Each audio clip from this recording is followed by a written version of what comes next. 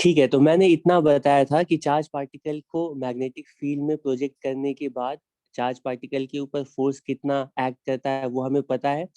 हम लोग charge particle का मोशन देखना चाहते थे, और स्पेसिफिकली अगर हम चार्ज पार्टिकल को मैग्नेटिक फील्ड के परपेंडिकुलर प्रोजेक्ट करते हैं, तो लास्ट क्लास में डिटेल में हमने सारी कैलकुलेशन भी की थी कि अगर हम मैग्नेटिक फील्ड के ठीक परपेंडिकुलर चार्ज पार्टिकल को प्रोजेक्ट करते हैं, तो चार्ज पार्टिकल का मोशन यूनिफॉर्म सर्कुलर मोशन होगा।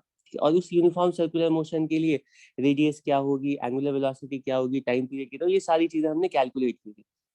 ठीक, तो मैं वही एक एग्जांपल लेकर के बता रहा था कि मान लो यहाँ पर मैग्नेटिक फील्ड लाइंस यूनिफॉर्म है और outside the plane of board है।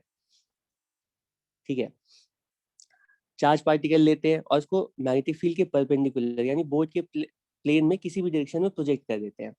कंफर्म है कि चार्ज पार्टिकल का जो पाथ होगा वो यूनिफॉर्म सर्कुलर मोशन होगा। मैं कहता है सर्कुलर मोशन दो टाइप का हो सकता है, एक इस तरह से क्लॉकवाइज एंटी क्लॉकवाइज भी हो सकता है और ऐसे क्लॉकवाइज भी हो सकता है। तो इनमें से कौन सा पाथ एक्चुअली चार्ज पार्टिकल का पाथ होगा वो कैसे पता लगाएंगे? ठीक, तुम्हें पता चल जाएगी सर्कुलर मोशन होना चाहिए और radius, angular velocity, time period calculate कर सकते हो। लेकिन सर्कुलर मोशन तो दो टाइप का हो सकता है ना, क्लॉकवाइज एंटी क्लॉकवाइज। तो इनमें से कौन सा सर्कुलर मोशन होगा वो कैसे पता लगाएंगे? फोर्स देख करके। गुड। तो तुम इनिशियली देखो कि चार्ज पार्टिकल को फोर्स किधर एक्ट कर रहा है, तो वी क्रॉस बी करोगे राइट हैंड रूल से, तो तुम्हें पता चलेगा चार्ज पार्टिकल के ऊपर इस मोमेंट पे फोर्स कुछ इधर एक्ट कर रहा है। तो पार्टिकल को तुमने कुछ ऐसे राइट में प्रोजेक्ट किया है और इस चार्ज पार्टिकल को पुश कर दो डाउनवर्ड डायरेक्शन में, तो इसका सर्कुलर मोशन तो कुछ ऐसा क्लॉकवाइज ही होना चाहिए ना। ठीक है, तो फोर्स को देख करके तुम श्योर हो जाओगे कि चार्ज पार्टिकल का सर्कुलर मोशन किस साइड होना चाहिए। ठीक है, अब सर्कुलर मोशन कैसा होगा पता चलने के बाद इस सर्कुलर मोशन के लिए रेडियस कितनी होगी वो mv/q हमने कैलकुलेट किया था, और इस रेडियस से ही तुम एंगुलर वेलोसिटी भी कैलकुलेट कर सकते हो, टाइम पीरियड भी कैलकुलेट कर सकते हो। ठीक, इतना कुछ हम लोगों ने लास्ट क्लास में कंप्लीट कर लिया था। ठीक है, ठीक है, तो आज हम लोग देखना चाहते हैं कि चार्ज पार्टिकल को मान लो हम मैग्नेटिक फील्ड के परपेंडिकुलर नहीं, और ये ऑब्वियस है कोई भी चार्ज पार्टिकल है मैग्नेटिक फील्ड रीजन में एंटर करता है, तो जरूरी नहीं है कि हमेशा चार्ज पार्टिकल मैग्नेटिक फील्ड के परपेंडिकुलर ही एंटर करेगा। ठीक, किसी भी डायरेक्शन में एंटर कर सकता है। तो अगर चार्ज पार्टिकल को हम मैग्नेटिक फील्ड से किसी भी जनरल एंगल पर प्रोजेक्ट करते हैं, अब चार्ज पार्टिकल का मोशन कैसा होगा?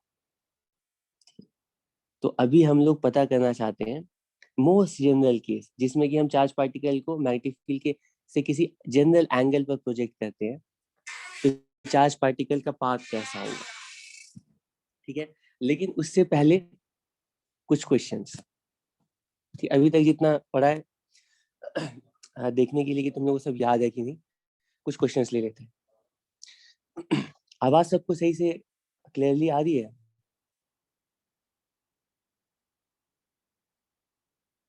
आवाज सबको क्लियर है?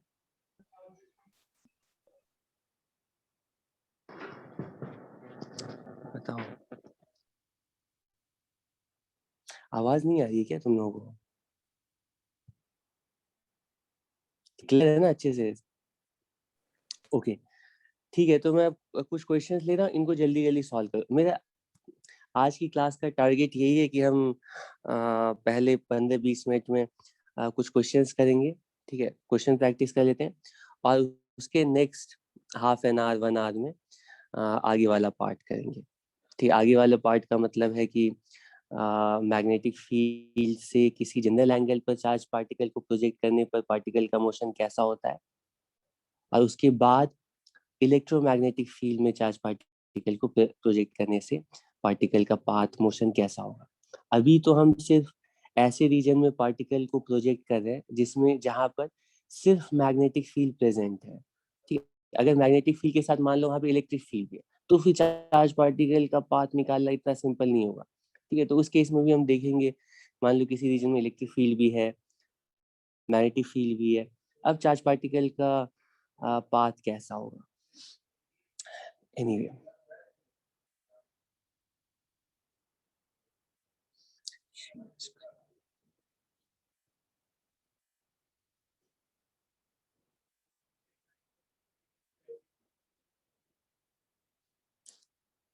अब फिर से मुझे तुम्हारा चैट बॉक्स दिखेगा नहीं, तुम लोगों को बताना पड़ेगा अगर कोई बात होगी तो। ठीक है, ये क्वेश्चन है, ये क्वेश्चंस यंग्स एंड फ्रीडमैन से लिए हुए हैं। ठीक है, तो प्रैक्टिस के लिए अच्छे क्वेश्चंस हैं, इनको डिस्कस करते हैं। क्वेश्चंस मैं जैसे ही क्वेश्चंस की स्लाइड लाऊंगा, क्वेश्चन एक बार एक्सप्लेन करूंगा, उसके बाद तुम लोगों को सॉल्व करना है। ठीक है, खुद से ट्राई करना है, उसके बाद मैं बताऊंगा क्या होगा सॉल्यूशन। ठीक है, सबसे पहला क्वेश्चन है, अच्छा ये क्वेश्चन सबको दिख रहा है? क्वेश्चन, ठीक है। पहला क्वेश्चन है, इसमें कहा गया है कि एक इलेक्ट्रॉन है, ठीक है, और इस इलेक्ट्रॉन को ए पॉइंट से प्रोजेक्ट किया गया, ठीक है, और हम ऐसा देखते हैं कि प्रोजेक्ट करने के बाद जो इलेक्ट्रॉन है ना, वो कुछ ऐसे करके इस पाथ को फॉलो करके, बिल्कुल सेमी सर्कुलर पाथ को फॉलो करके ए से बी तक पहुंचता है। ठीक है, मतलब इसके आगे भी हो सकता है इलेक्ट्रॉन ट्रैवल कर रहा होगा, लेकिन हमें इलेक्ट्रॉन के ए से बी का मोशन दिया गया। तो सबसे पहला क्वेश्चन है, कितनी स्पीड से प्रोजेक्ट किया गया है बता दिया गया है। सबसे पहला पार्ट है कि find the magnitude and direction of magnetic field that will cause this electron to follow semicircular path from A to B. Try करो, हमें मैग्नेटिक फील्ड कैलकुलेट करनी, पाथ बता दिया गया है, मैग्नेटिक फील्ड बतानी है कि मैग्नेटिक फील्ड किस डायरेक्शन में होगी और मैग्नेटिक फील्ड की स्ट्रेंथ कितनी होगी। अनम्यूट करके तुम लोग आंसर करो।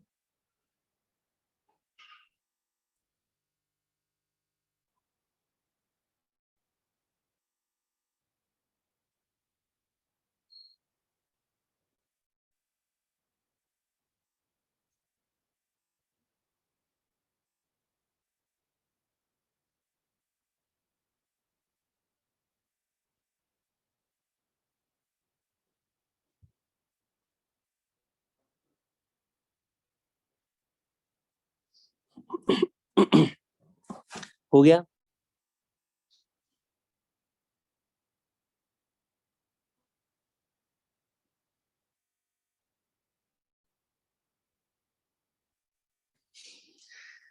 ठीक है, तो सबसे पहले मैग्नेटिक फील्ड का पता लगाते हैं।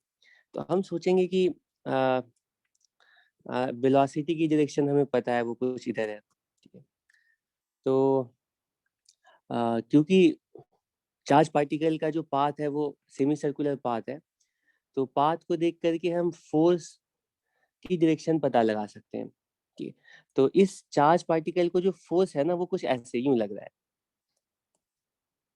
ठीक है, अलग अलग टाइम में अलग अलग डायरेक्शन में लग रहा है, हम इनिशियल इंस्टेंट की बात कर रहे हैं, और इनिशियल इंस्टेंट से ही मैग्नेटिक फील्ड की डायरेक्शन हमें पता चल जाएगी। तो तुम्हें सोचना है कि मैग्नेटिक फील्ड की डायरेक्शन किधर होगी। मैग्नेटिक फील्ड ऑब्वियसली इन दोनों वेक्टर्स के परपेंडिकुलर होगा। परपेंडिकुलर का मतलब इनसाइड द प्लेन भी हो सकता है मैग्नेटिक फील्ड, और outside the plane of board भी मैग्नेटिक फील्ड हो सकती है।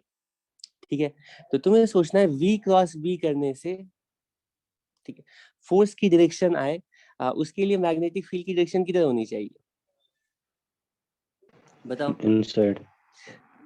हाँ, तो पहले तुम इनसाइड। सोचोगे कि अगर outside the plane of board magnetic field है, अगर वेलोसिटी ऐसे ऊपर है और magnetic field outside the plane of board है, तो v क्रॉस b करेंगे तो फोर्स की डायरेक्शन रिक्वायर्ड डायरेक्शन में आ जाएगी। लेकिन तुम्हें याद होना चाहिए कि यहाँ पे इलेक्ट्रॉन दिया गया है, यहाँ पे पॉजिटिव चार्ज पार्टिकल नहीं दिया गया। और तुम्हें मैग्नेटिक फोर्स के एक्सप्रेशन से पता है कि अगर कोई पॉजिटिव चार्ज पार्टिकल है तो पॉजिटिव चार्ज पार्टिकल के ऊपर फोर्स की डायरेक्शन v क्रॉस b के अलोंग आती है।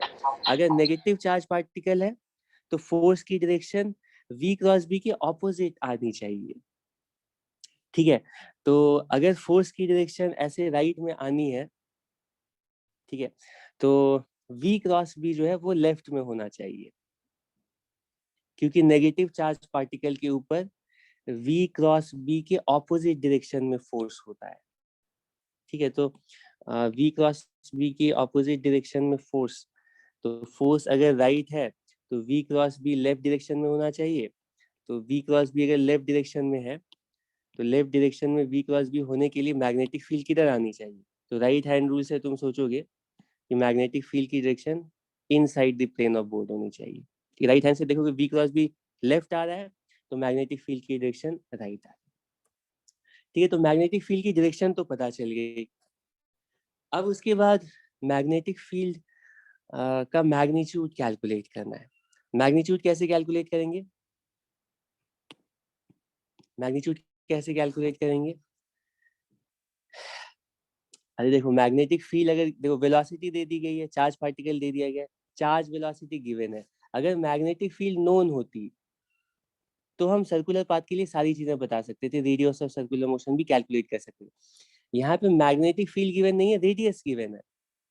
ठीक है, तो हम सोचें अगर हमें रेडियस गिवन है, रेडियस कितना है 10 सेंटीमीटर।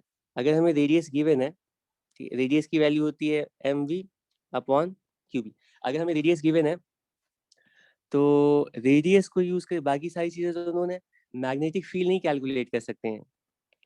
तो मैग्नेटिक फील्ड की value Q R upon M V solve करके पता चल जाए। क्यू का मतलब है इलेक्ट्रॉनिक चार्ज होगा क्योंकि ये इलेक्ट्रॉन है। रेडियस 5 सेंटीमीटर सब्सटीट्यूट करोगे, मास ऑफ इलेक्ट्रॉन तुम्हें पता होना चाहिए, और वेलोसिटी क्वेश्चन में गिवन है। कोई प्रॉब्लम नहीं है। ठीक है, नेक्स्ट पार्ट में कहा गया है कि time required for the electron to move from A to B. Time कैसे पता लगाएंगे?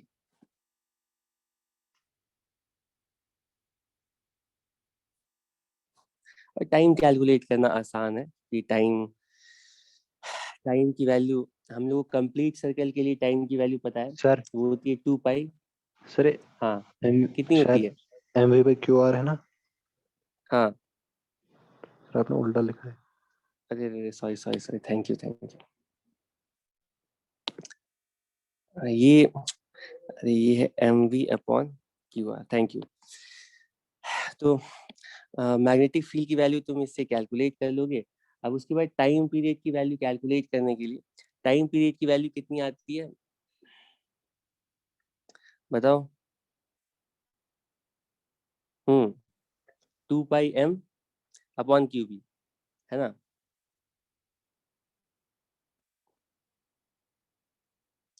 तो ये सारी चीजें अब नोन है, तो इसको यूज करके तुम टाइम भी कैलकुलेट कर सकते हो। ठीक है,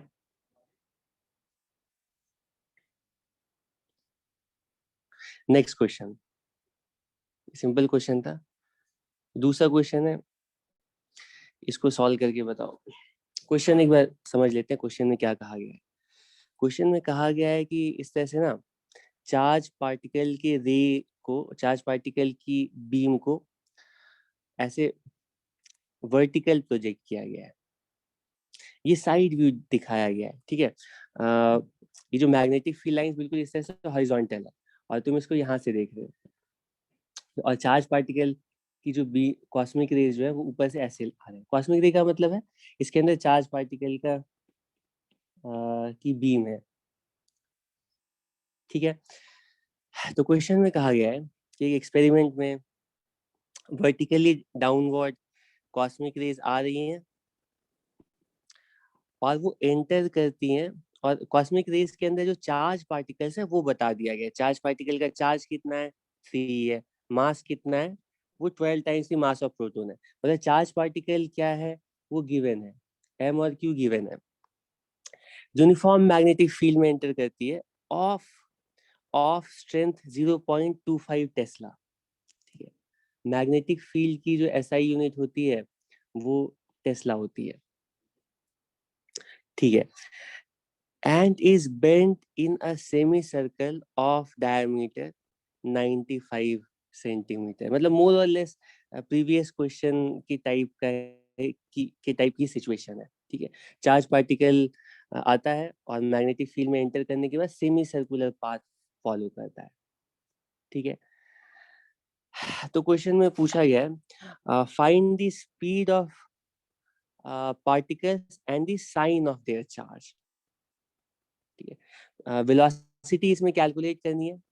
इस बार मैग्नेटिक, पिछली बार मैग्नेटिक फील्ड कैलकुलेट करनी थी, यहाँ पे मैग्नेटिक फील्ड गिवन है, डायरेक्शन भी मैग्नीट्यूड भी, वेलोसिटी कैलकुलेट करनी है और चार्ज का साइन कैलकुलेट करना है। तो पहला वाला पार्ट जो है बिना हेल्प करके सॉल्व करो, कमेंट्स में लिखो, मैं भी देखता हूँ कितने लोग बता रहे हैं। चार्ज का जो मैग्नीट्यूड है वो सिंबल में लिखो, तो वो आंसर मतलब कैलकुलेट नहीं करना है, सिंबल के फॉर्म में ही आंसर लिखो तो वो एक्सेप्टेबल है। वेलोसिटी की वैल्यू सर और चार्ज का साइन तो तुम्हें बताना पड़ेगा, पॉजिटिव चार्ज है या नेगेटिव चार्ज है। सर हाँ तो टाइम है ना 2 पाई m3। हाँ फुल को लगता है, फुल सर्कल को। हाँ हाँ, फुल सर्कल को लगता है। अच्छा, ये अगर हाफ को नहीं, होगा ये फिर मैंने होगा। बोला कि ये फुल सर्कल का टाइम है। हाँ, अगर हाँ हाफ को सर, मैंने यार बोला मगर कि ये हाफ तो फुल यार 2 सर्कल का कैंसिल हो टाइम है। जाए। हाँ हाँ हाँ हाँ, ये मैंने बोला कि फुल सर्कल का टाइम है, तो ये सेमी सर्कल कवर करने में जो टाइम होगा ना, वो फुल साइकिल का टाइम हाफ क्यों होगा। हाँ ठीक है, थैंक यू। हाँ इसको बताओ।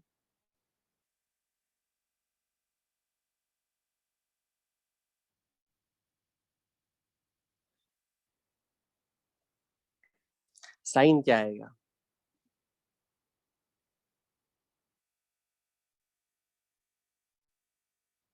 साइन किसी ने,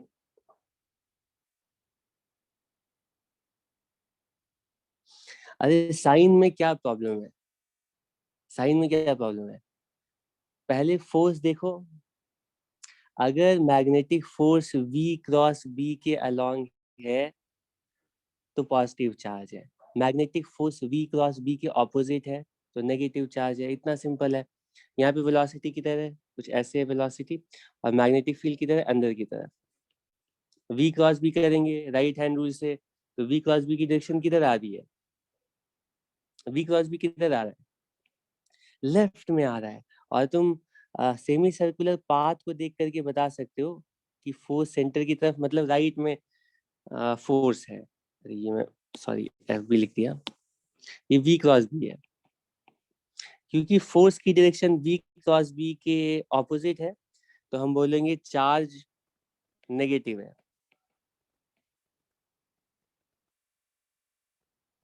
ठीक है, वेलोसिटी कितनी होगी? तो फिर से हमें पता है रेडियस का एक्सप्रेशन, रेडियस हमें नोन है, तो हम बोलेंगे रेडियस की वैल्यू होती है mv अपॉन qb। तो ये m और q गिवन है, मैग्नेटिक फील्ड भी नोन है, रेडियस भी नोन है। ठीक है, 95/2 सेंटीमीटर। तो वेलोसिटी की वैल्यू डायरेक्टली लिखेंगे, कितनी आएगी? Q B R upon M. इन सब की वैल्यू जो है ना SI यूनिट में तुम्हें लिखनी पड़ेगी। ठीक है, नेक्स्ट पार्ट में कहा गया, is it reasonable to ignore the gravity force on the particles? How does speed of particles as they enter the field compare to their speed as they exit the field? तो अगर हम gravity को ignore कर रहे हैं तो फिर magnetic field की वजह से चार्ज पार्टिकल की वेलोसिटी चेंज नहीं होती है। ठीक है, तुमने देखा ही, क्योंकि मैग्नेटिक फील्ड हमेशा चार्ज पार्टिकल की वेलोसिटी के परपेंडिकुलर एक्ट करता है, और ऐसा कोई भी फोर्स जो कि पार्टिकल की वेलोसिटी के परपेंडिकुलर एक्ट करता है, वो सिर्फ वेलोसिटी की डायरेक्शन चेंज करता है, वेलोसिटी का मैग्नीट्यूड चेंज नहीं कर सकता है। तो मैग्नेटिक फोर्स कभी भी पार्टिकल की वेलोसिटी का मैग्नीट्यूड चेंज नहीं कर पाएगा, क्योंकि वो हमेशा वेलोसिटी जैसे ही चेंज होगी ना, तो फिर से मैग्नेटिक फील्ड भी चेंज होकर के वेलोसिटी के परपेंडिकुलर ही एक्ट करेगा। हमेशा परपेंडिकुलर एक्ट करने का मतलब है कि कभी भी मैग्नीट्यूड चेंज नहीं कर सकता मैग्नेटिक फील्ड, ठीक है, वेलोसिटी का। दूसरा तुम इस तरह से एक्सप्लेन कर सकते हो क्योंकि फोर्स हमेशा डिस्प्लेसमेंट के परपेंडिकुलर है, तो इस फोर्स का जो वर्क डन होगा वो हमेशा जीरो होगा। मैग्नेटिक फोर्स चार्ज पार्टिकल के ऊपर हमेशा जीरो वर्क करेगा, क्योंकि मैग्नेटिक फोर्स जो इलेक्ट्रिक फोर्स होता है, मान लो यहाँ पर इलेक्ट्रिक फील्ड है, तो इस चार्ज पार्टिकल के ऊपर जो इलेक्ट्रिक फोर्स है कि वो पॉजिटिव वर्क कर रहा है या नेगेटिव वर्क कर रहा है। ठीक है, चार्ज पार्टिकल क्योंकि इलेक्ट्रिक फोर्स इस पे वर्क कर रहा होता है तो वो इसकी एनर्जी बढ़ा रहा होता है, तो ये इधर एक्सेलरेट करता है, इसकी फील्ड की डायरेक्शन में चार्ज पार्टिकल एक्सेलरेट करता है, एनर्जी बढ़ती है। ऑपोजिट डायरेक्शन में डिसेलेरेट करता है, एनर्जी डिक्रीज करती है। तो इलेक्ट्रिक फील्ड तो वर्क करेगा, क्योंकि इलेक्ट्रिक फील्ड का जो फोर्स है वो पार्टिकल के मोशन की डायरेक्शन में एक्ट कर सकता है। लेकिन जो मैग्नेटिक फील्ड है, क्योंकि मैग्नेटिक फील्ड का फोर्स हमेशा पार्टिकल के परपेंडिकुलर एक्ट करता है, तो मैग्नेटिक फोर्स का वर्क डन हमेशा जीरो होगा, और मैग्नेटिक फोर्स कभी भी कोई एनर्जी पार्टिकल के अंदर ट्रांसफर नहीं कर पाएगा।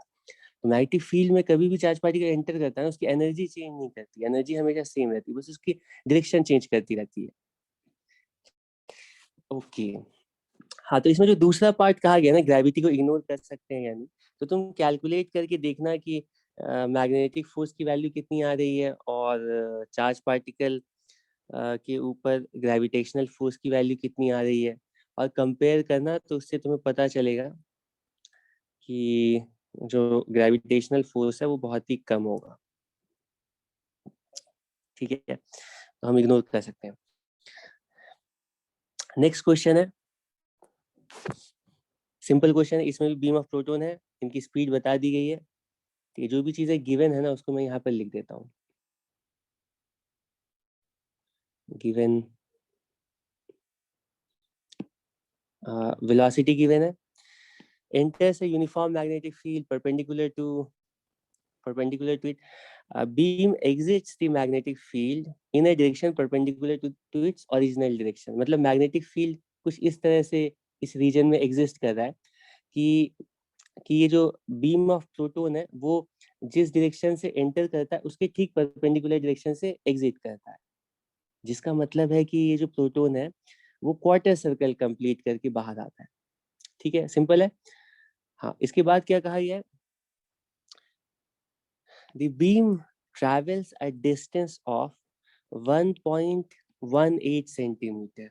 ओहो, यहाँ पर कहा गया क्वेश्चन में कि जो बीम है ना, मैग्नेटिक फील्ड के अंदर जो डिस्टेंस कवर करता है, यानी ये वाली लेंथ यहाँ से यहाँ तक डिस्टेंस जो कवर करता है, डिस्टेंस क्वेश्चन में बता दी गई है। अब पूछा गया है कि मैग्नेटिक फील्ड की वैल्यू कितनी होगी, डिस्टेंस गिवन है, कैलकुलेट करो। वेलोसिटी गिवन है, डिस्टेंस गिवन है, मैग्नेटिक फील्ड कैलकुलेट करनी है। बताओ, सिंबल के टर्म्स में आंसर निकालो।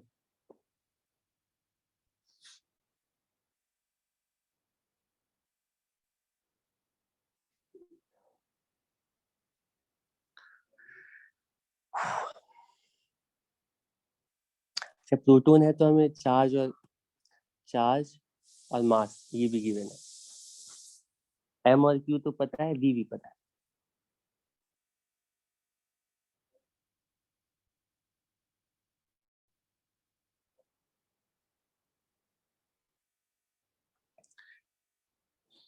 ठीक, तुम सोचोगे कि अगर हमें चार्ज पार्टिकल पता होता है, वेलोसिटी पता होती है और मैग्नेटिक फील्ड भी पता होती है तो रेडियस निकाल सकते हैं, और अगर रेडियस पता होती है तो मैग्नेटिक फील्ड निकाल सकते हैं।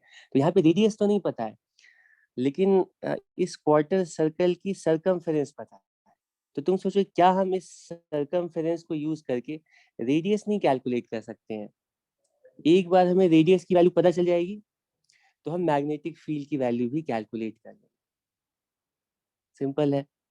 तो बताओ, ये टोटल सरकमफेरेंस 2 पाई आर होता है, तो ये जो डी है ना, ये कितना होगा टोटल सरकमफेरेंस का 1/4, ठीक है, पाई आर बाई 2। ठीक है, तो आर्क लेंथ से भी निकाल सकते हो। ठीक है, तो डी क्योंकि बता दी गई है 1.18 सेंटीमीटर, तो उससे रेडियस ऑफ सर्कुलर मोशन की वैल्यू पता चली 2D/पाई। ठीक है, अब क्या प्रॉब्लम है, मैग्नेटिक फील्ड कैलकुलेट करनी है। तो तुम बोलोगे हमें पता है कि मैग्नेटिक फील्ड के अंदर रेडियस की वैल्यू mv/qb के इक्वल होती है। यहाँ पे हमें रेडियस नोन है, मैग्नेटिक फील्ड कैलकुलेट करनी है, तो मैग्नेटिक फील्ड की वैल्यू होगी mv/qr, और qr जो है वो हम कैलकुलेट कर चुके हैं, उसको लिखेंगे 2D/पाई। ये तुम्हारा आंसर हो जाएगा। कोई प्रॉब्लम है? ठीक है, तो ये सब बहुत आसान आसान क्वेश्चंस थे। एक अच्छा क्वेश्चन है, उसको ले लेते हैं। ठीक है, इसको तुम लोग थोड़ा सही तरीके से ट्राई करो, जो नेक्स्ट नेक्स्ट क्वेश्चन लेने वाला हूँ। अच्छा, इन क्वेश्चंस में किसी को कुछ प्रॉब्लम है, कंफ्यूजन है तो पूछो। यहाँ तक किसी को कुछ पूछना है तो पूछ सकते हो।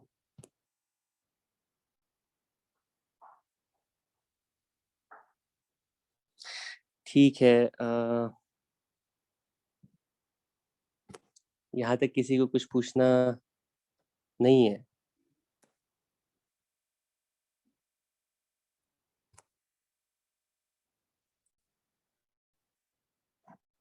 डायरेक्शन में क्या प्रॉब्लम है? यहाँ पे तो चार्ज पॉजिटिव, ये प्रोटॉन मतलब पॉजिटिव चार्ज पार्टिकल है, v क्रॉस b करोगे तो v क्रॉस b की जो डायरेक्शन है वही फोर्स की डायरेक्शन होगा, वो फोर्स की डायरेक्शन है ही।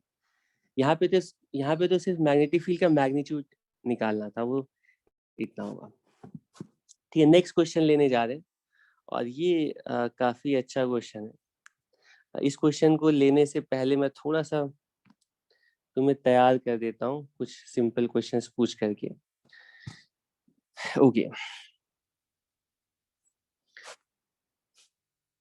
ये जूम बोर्ड सबको दिख रहा है ना अभी? पॉइंट नंबर वन,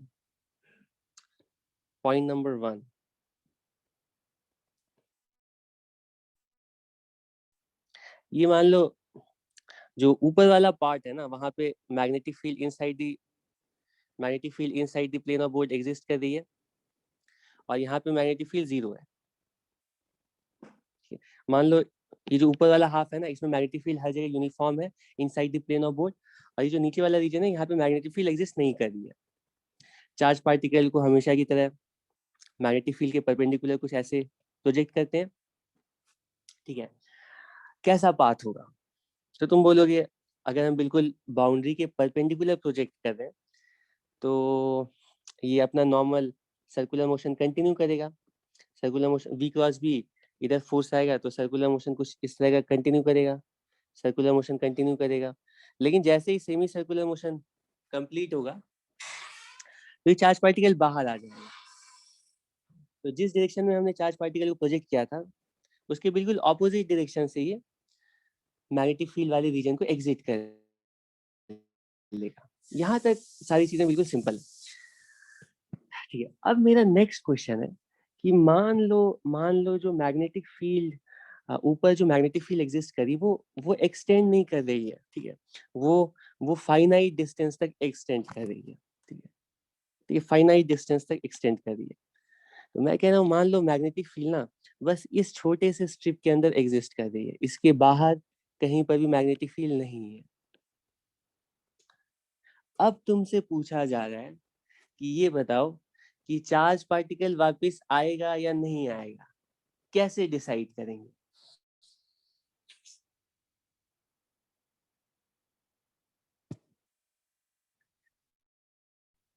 बताओ, चार्ज पार्टिकल वापस आएगा या नहीं आएगा, कैसे पता चलेगा? गुड। हाँ ऑब्वियसली, लेकिन अरे थोड़ा सिंपल टर्म्स में आंसर बताओ ना। हम कंडीशन क्या अप्लाई करेंगे, क्या कंडीशन होनी चाहिए? मतलब ये जो स्ट्रिप है, इसकी जो थिकनेस है, इसके बारे में कोई कंडीशन होनी चाहिए।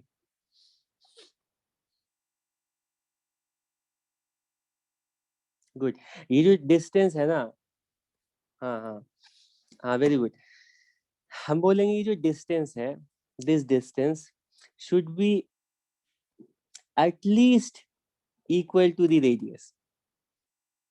रेडियस के इक्वल हो तो ऐसे यहाँ पे आकर के ग्रे बाउंड्री को ग्रेज करता हुआ वापस आ जाएगा, वरना ये रेडियस से ज्यादा हो, ठीक है, रेडियस से ज्यादा हो, तो रेडियस से ज्यादा होगा तो डी की वैल्यू रेडियस से ज्यादा होगी, तो उससे पहले ही चार्ज पार्टिकल अपना सर्कल कंप्लीट करके वापस आ जाएगा। सिंपल है, ठीक है। तो नेक्स्ट क्वेश्चन, इतना ही बस बताना था। अब ये नेक्स्ट क्वेश्चन तुम लोग अपने एंड पे सॉल्व करोगे अभी, और आंसर जो भी पूछा गया है वो तुम सिंबल्स के फॉर्म में कैलकुलेट करोगे। एक्चुअल वैल्यू मुझे नहीं चाहिए, वैसे तुम लोग चाहो तो एक्चुअल वैल्यू भी कैलकुलेट कर सकते हो, हर क्वांटिटी की वैल्यूज पुट करके। सिंबल के टर्म्स में तुम्हें आंसर निकालना है नेक्स्ट क्वेश्चन का, क्वेश्चन एक्सप्लेन करने के बाद, ठीक है। और फिर उसको वेरीफाई करना कितने लोग सही आंसर बता पाते हैं। तुम्हारा क्वेश्चन है, ये रहा तुम्हारे कंप्यूटर स्क्रीन पर।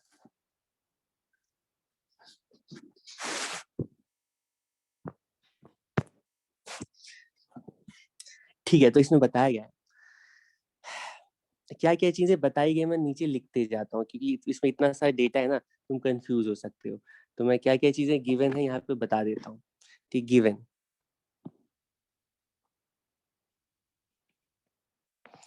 ये तो क्वेश्चन में बताया गया है। चार्ज पार्टिकल, सबसे पहले ये चार्ज पार्टिकल लेते हैं।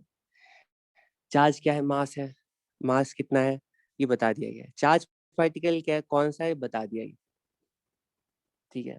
नॉन चार्ज पार्टिकल को हम बिल्कुल मैग्नेटिक फील्ड की बाउंड्री के परपेंडिकुलर प्रोजेक्ट करते हैं, ठीक है। तो परपेंडिकुलर ये ट्रैवल करता है, कितनी वेलोसिटी से प्रोजेक्ट करते हैं वो भी बता दिया गया है। अब तुम सोचोगे कि अगर हमें बस मैग्नेटिक फील्ड पता हो ना, चार्ज पार्टिकल पता है, वेलोसिटी पता है, सिर्फ मैग्नेटिक फील्ड पता हो, तो हम रेडियस ऑफ सर्कुलर मोशन बता सकते हैं, पार्टिकल का पाथ बता सकते हैं, अगर मैग्नेटिक फील्ड इंफिनिटी तक एक्सटेंड कर रही है तो, ठीक है। एनीवे, आगे क्या बताया गया है, enters a region containing uniform magnetic field that is directed inside the plane of board, perpendicular and inside the plane of board. Magnitude of magnetic field is 0.42 Tesla. अच्छा, वेरी गुड। तो magnetic field कितनी है ये भी बता दिया गया है। क्वेश्चन में बताया गया कि हम एक चार्ज पार्टिकल को उठाते हैं जिसका चार्ज और मास यहाँ क्वेश्चन में गिवन है, किसी वेलोसिटी से प्रोजेक्ट करते हैं, वेलोसिटी भी गिवन है, और ये चार्ज पार्टिकल एंटर करता है ऐसे मैग्नेटिक फील्ड में जिसकी डायरेक्शन भी बता दी गई है और मैग्नीट्यूड भी बता दिया गया है, ठीक है। अब क्वेश्चन में कहा गया ये एंटर तो करता है, लेकिन क्वेश्चन में ऑलरेडी बता दिया गया है कि ये जो इस मैग्नेटिक फील्ड वाले रीजन की स्ट्रिप की जो थिकनेस है, ये थिकनेस रेडियस से कम है। क्वेश्चन में बता दिया गया है इनडायरेक्टली फिगर दे करके। अगर रेडियस से ज्यादा होती तब तो ये वापस आ जाता। Radius radius of circular motion इस थिकनेस से डी से ज्यादा है, 25 सेंटीमीटर से ज्यादा है। मतलब एक्चुअल पाथ अगर मैग्नेटिक फील्ड यहाँ पर हर जगह मतलब ऊपर एक्सटेंड करती इंफिनिटी तक, तो चार्ज पार्टिकल का रेडियस ना कुछ यूं इस तरह का आ रहा होता, ठीक है। लेकिन क्या होता है कि अपना सर्कुलर मोशन स्टार्ट तो करता है चार्ज पार्टिकल, लेकिन स्टार्ट करते करते कुछ आगे जाता है, और कुछ आगे जाता है और वहीं पे इसका सर्कुलर मोशन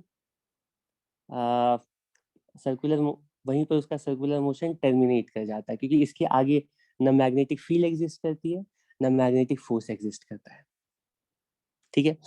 तो नेक्स्ट पॉइंट क्वेश्चन में बताया गया है कि चार्ज पार्टिकल मैग्नेटिक फील्ड में एंटर करने के बाद अपना नेचुरल मोशन कंटिन्यू करता है, लेकिन मैग्नेटिक फील्ड एक्सटेंड कर रही है सिर्फ 25 सेंटीमीटर तक, ठीक है।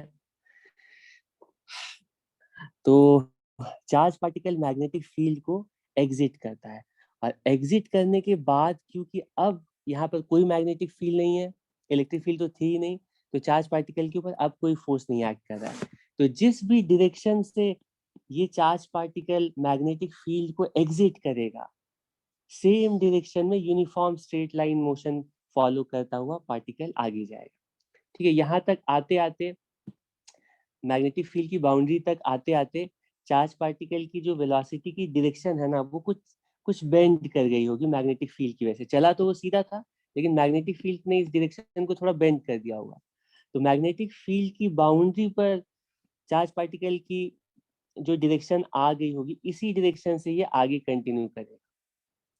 तो क्वेश्चन में कहा गया है कि ये बताओ कि अगर मैग्नेटिक फील्ड की थिकनेस 25 सेंटीमीटर है और मैग्नेटिक फील्ड के बाद ये दीवार है, इसके बाद ये 50 सेंटीमीटर दूर दीवार है, तो ये इस दीवार पे चार्ज पार्टिकल अपनी ओरिजिनल डायरेक्शन ऑफ मोशन से कितनी दूर आकर के लैंड करेगा, ये वाली डिस्टेंस कैलकुलेट करनी।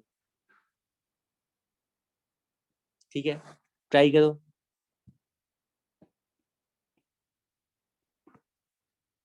ट्राई करो।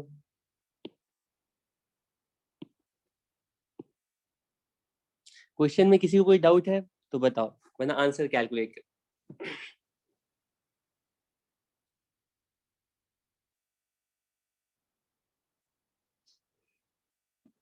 तुम्हारे पास 2 मिनट का टाइम है, क्वेश्चन तुम्हारे सामने है और मैं तब तक पानी पी लेता हूँ।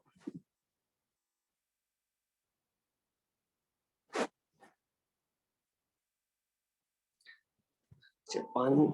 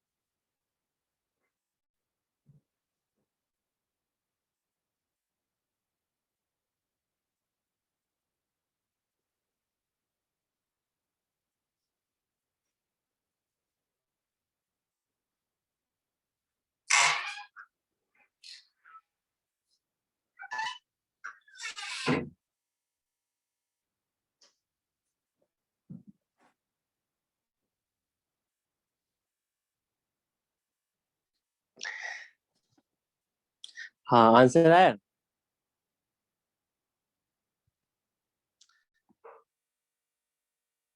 अभी तक सॉल्व नहीं किया तुम लोगों ने।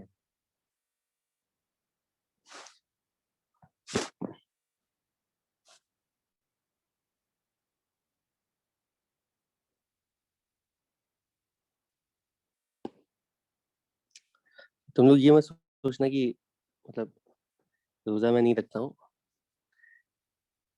अभी एक्चुअली मैं क्वारंटाइन में दूसरी जगह हूँ, तो 2 दिन से रोजा मुझे स्किप करना पड़ा है, क्योंकि यहाँ पे थोड़ी तबीयत मेरी उतनी अच्छी नहीं होती।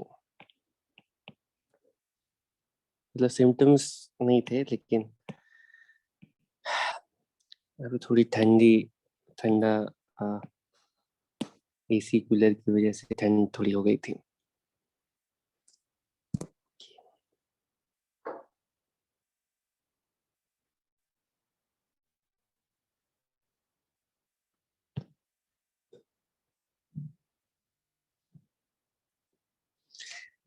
ठीक है, अब मैं सॉल्व करता हूँ। किसी का आंसर आया अभी तक? वेट किया जाए या सॉल्यूशन बताया जाए?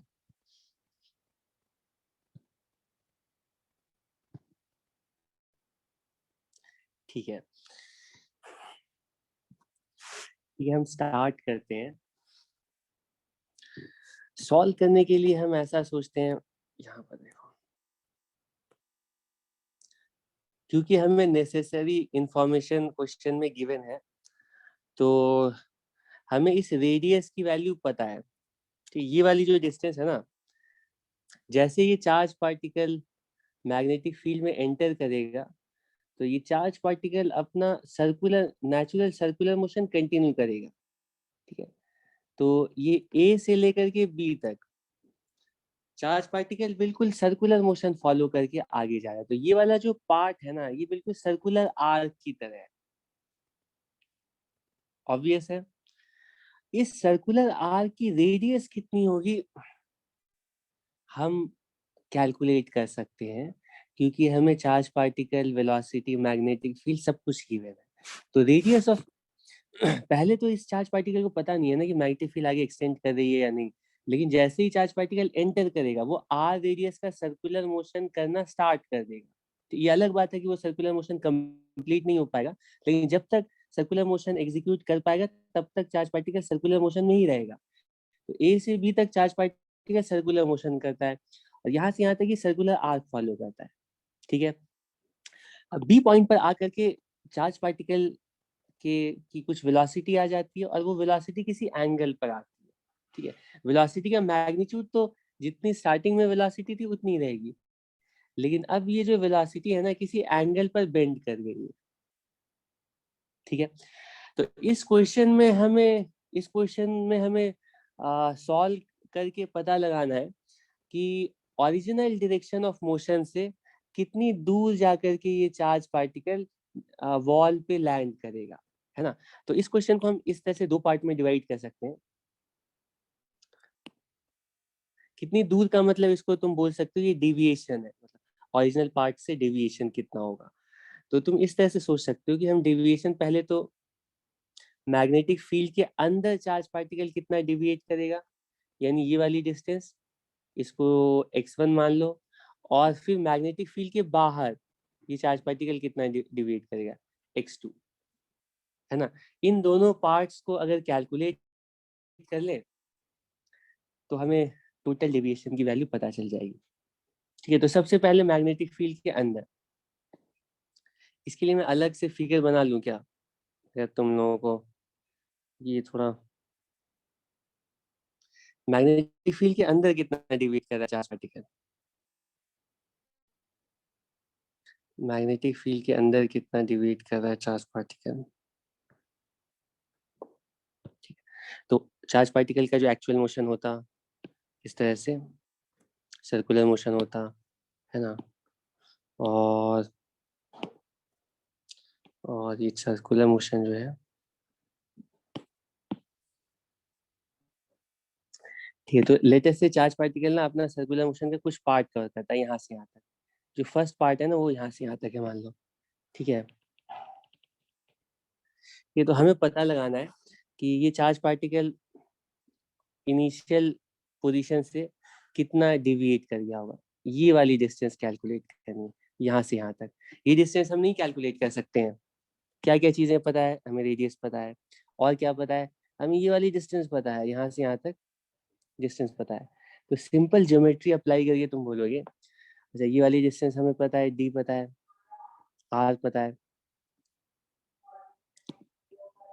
तो ये जो डेविएशन है वो कितना होगा नहीं बता सकते हैं। ये वाली डिस्टेंस कितनी होगी, अब तो लिखो कमेंट बॉक्स में, कैसे कैलकुलेट करेंगे। पहले हम सोचेंगे कि इस राइट ट्रायंगल में ये ओ ए बी सी, इस right triangle O B C में एंगल थीटा की वैल्यू कितनी होगी बता सकते हैं। ठीक है, तो थीटा हमें पता है, तो ये वाली जो डिस्टेंस हो ये भी हमें पता है, ये कितनी है, आर कॉस थीटा, या फिर इसको तुम लिख सकते हो under root R square minus D square. तो ये जो x1 की वैल्यू होगी वो और कुछ नहीं होगी, वो टोटल यहाँ से यहाँ तक distance minus R cos theta. ठीक है, तो ये वैल्यू हो जाएगी R minus R cos theta, R one minus cos theta. और थीटा कितना है, राइट ट्रायंगल ओबीसी से थीटा की वैल्यू लिखेंगे साइन थीटा की वैल्यू होगी डी अपॉन आर, क्योंकि परपेंडिकुलर और हाइपोटेनस हमें पता है, तो उससे हमें थीटा पता चल जाएगा। थीटा पता चल गया तो x1 की वैल्यू पता चल। x1 में किसी को प्रॉब्लम है? x1 में किसी को कोई प्रॉब्लम है?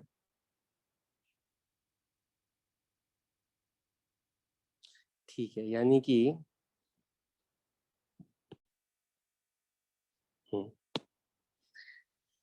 ये एंगल हमें पता है थीटा, और थीटा पता होने की वजह से हमें x1 की वैल्यू पता चल गई है।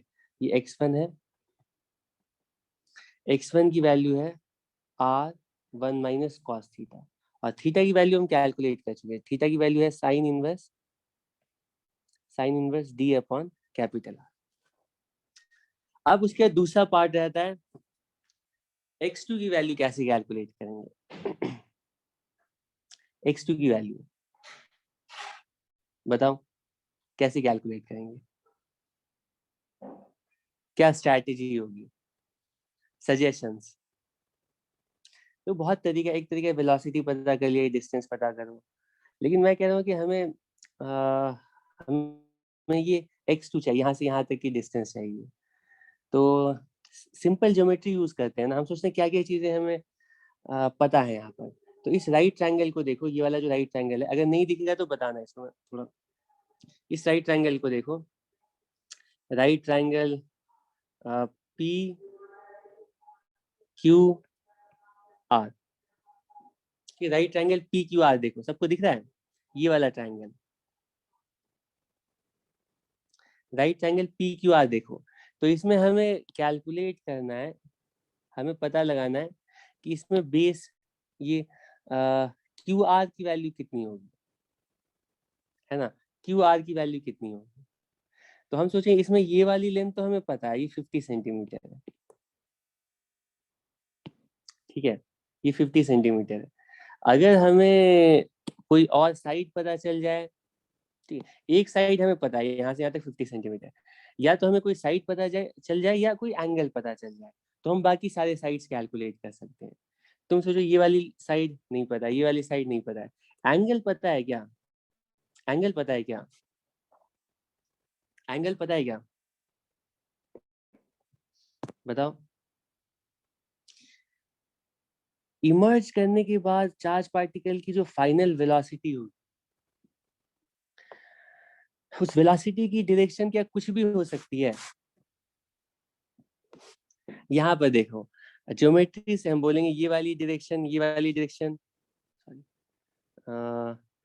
ये वाली डायरेक्शन और ये वाली डायरेक्शन परपेंडिकुलर है, ये वाली डायरेक्शन और ये वाली डायरेक्शन परपेंडिकुलर है, तो जो भी एंगल इन दोनों के बीच में होगा वही एंगल इन दोनों के बीच में होगा,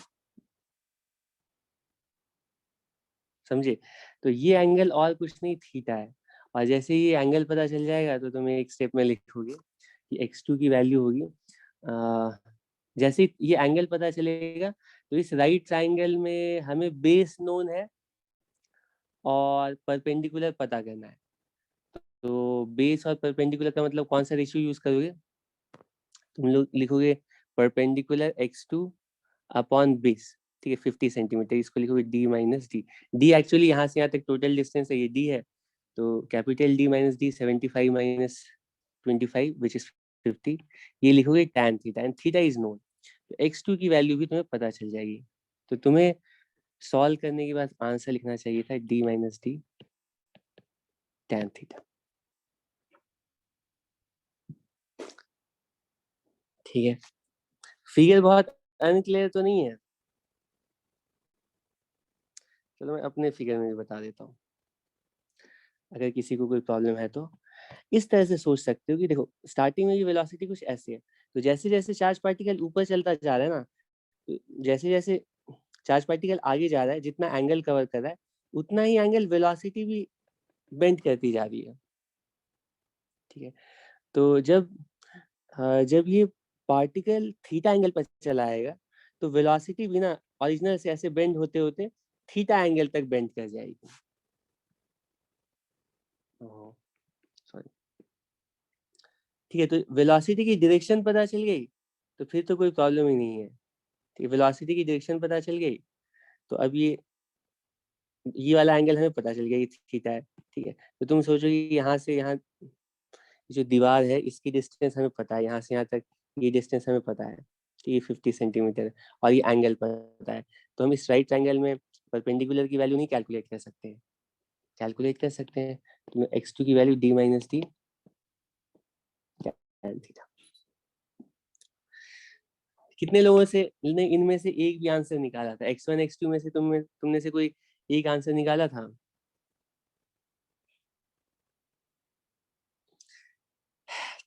ठीक है, तो अब मैं ये क्वेश्चन हटाने जा रहा हूँ। अगर कुछ तुम लोग को इसमें पूछना है तो अभी पूछ लो, वरना ये अभी स्लाइड में हटा रहा हूँ।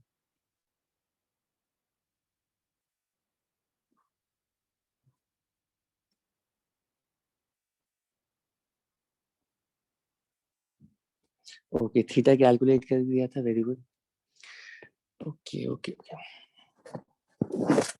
ठीक है। अब हम नेक्स्ट पॉइंट पर आते हैं, और नेक्स्ट पॉइंट जैसा कि बताया कि चार्ज पार्टिकल को अब हम किसी भी जनरल, मतलब ये तो एक पर्टिकुलर केस हो गया, हमेशा चार्ज पार्टिकल जरूरी नहीं है। देखो ऐसी सिचुएशंस तुम्हें प्रैक्टिकली मिलेंगी जहाँ पे चार्ज पार्टिकल मैग्नेटिक फील्ड में एंटर कर रहे हैं।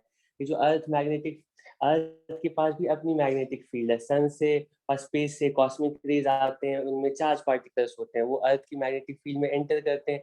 तुम्हें ऐसी प्रैक्टिकल सिचुएशंस मिलेंगी जहाँ पे तुम्हें मैग्नेटिक फील्ड के अंदर चार्ज पार्टिकल का मोशन प्रेडिक्ट करना पड़ेगा, और हमेशा चार्ज पार्टिकल मैग्नेटिक फील्ड के परपेंडिकुलर थोड़ी एंटर करेगा। ये तो स्पेशल केस है, मैग्नेटिक फील्ड के ठीक परपेंडिकुलर चार्ज पार्टिकल एंटर कर रहा है, तो तुम सारी चीजें चार्ज पार्टिकल के पाथ के बारे में बता सकते हो। और ये सबसे स्पेशल केस होगा जिसमें कि पार्टिकल का मोशन बिल्कुल यूनिफॉर्म सर्कुलर मोशन है, radius of circular motion, time period, angular velocity, सब कुछ कैलकुलेट कर सकते हो। तुम्हें एग्जैक्टली पता है कि चार्ज पार्टिकल कैसे ट्रैवल करेगा, ठीक है। लेकिन अगर चार्ज पार्टिकल किसी जनरल एंगल पर मैग्नेटिक फील्ड को एंटर करता है, तो उस केस में चार्ज पार्टिकल का मोशन कैसा होगा, ठीक है, हमें पता लगाना है। अगर किसी जनरल डायरेक्शन में चार्ज पार्टिकल मैग्नेटिक फील्ड किसी जनरल एंगल पर मैग्नेटिक फील्ड में एंटर करता है चार्ज पार्टिकल, अब चार्ज पार्टिकल का मोशन कैसा होगा?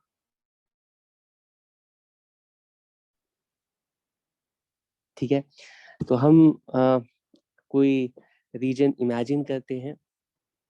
अच्छा, इस बार अगर हम मैग्नेटिक फील्ड को मान लो बोर्ड के परपेंडिकुलर ड्रॉ करते हैं, मान लो मैग्नेटिक फील्ड इस रीजन में यूं एग्जिस्ट कर रही है, inside the plane of board कुछ यूं एग्जिस्ट कर रही है, ठीक है। ठीक है, तो बोर्ड के प्लेन में अगर हम चार्ज पार्टिकल की वेलोसिटी ड्रॉ करते हैं कहीं भी, तो वेलोसिटी मैग्नेटिक फील्ड के परपेंडिकुलर ही आएगी, ठीक है। लेकिन हमें मैग्नेटिक फील्ड के से एंगल पर वेलोसिटी को ड्रॉ करना है, तो हमें मैग्नेटिक फील्ड की डायरेक्शन कहीं और दिखानी पड़ेगी।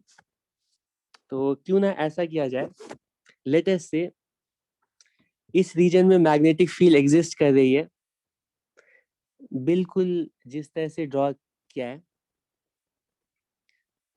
बोर्ड के प्लेन में ही यूनिफॉर्म मैग्नेटिक फील्ड लाइंस कुछ इस तरह से एग्जिस्ट कर रही है, ठीक है। Uniform magnetic field lines exist कर रही है, ठीक है। एक चार्ज पार्टिकल को मैग्नेटिक फील्ड में रखते हैं, और इस चार्ज पार्टिकल को हम किसी जनरल आर्बिट्ररी एंगल थीटा पर मैग्नेटिक फील्ड से किसी कोई जनरल आर्बिट्ररी एंगल थीटा बनाते हुए प्रोजेक्ट करना चाहते हैं, और अब देखना चाहते हैं कि चार्ज पार्टिकल का एक्चुअल मोशन कैसा होगा, ठीक है। लेकिन उससे पहले लेटेस्ट से किसी जनरल एंगल पर तो मैं बताऊंगा ही, लेकिन उससे पहले एक दो क्वेश्चंस का आंसर दो कि अगर हम लोग चार्ज पार्टिकल को मैग्नेटिक फील्ड के अलोंग ऐसे प्रोजेक्ट करते, चार्ज पार्टिकल का मोशन कैसा होता, पाथ कैसी होती?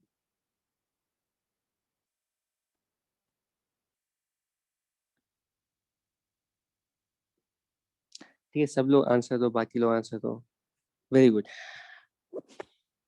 मैग्नेटिक फोर्स ही नहीं एक्ट करता, तो चार्ज पार्टिकल जो है बिल्कुल कांस्टेंट वेलोसिटी से यूनिफॉर्म मोशन करता है, सेम वेलोसिटी से बिल्कुल स्ट्रेट लाइन में इनफाइनाइट टाइम के लिए चलता जाता, ठीक है, या ऑपोजिट डायरेक्शन में। अगर चार्ज पार्टिकल को मैग्नेटिक फील्ड के अलोंग प्रोजेक्ट करेंगे तब तो वो बिल्कुल स्ट्रेट लाइन मोशन फॉलो करेगा, ठीक है, यूनिफॉर्म मोशन फॉलो करेगा। दूसरा क्वेश्चन है कि अगर चार्ज पार्टिकल को हम मैग्नेटिक फील्ड के परपेंडिकुलर प्रोजेक्ट करते हैं तो परपेंडिकुलर कैसे प्रोजेक्ट कर सकते हैं, कुछ ऐसे। ये चार्ज पार्टिकल को मान लो कुछ मैग्नेटिक फील्ड के ठीक परपेंडिकुलर प्रोजेक्ट, अब बताओ चार्ज पार्टिकल का मोशन अब कैसा होगा।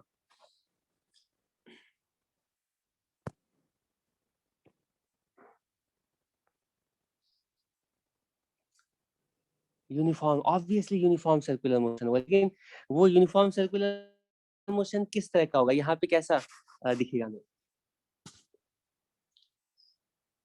उसकी ओरिएंटेशन क्या होगी, अगर उसको ड्रॉ करना चाहो तो कैसे ड्रॉ करूंगा।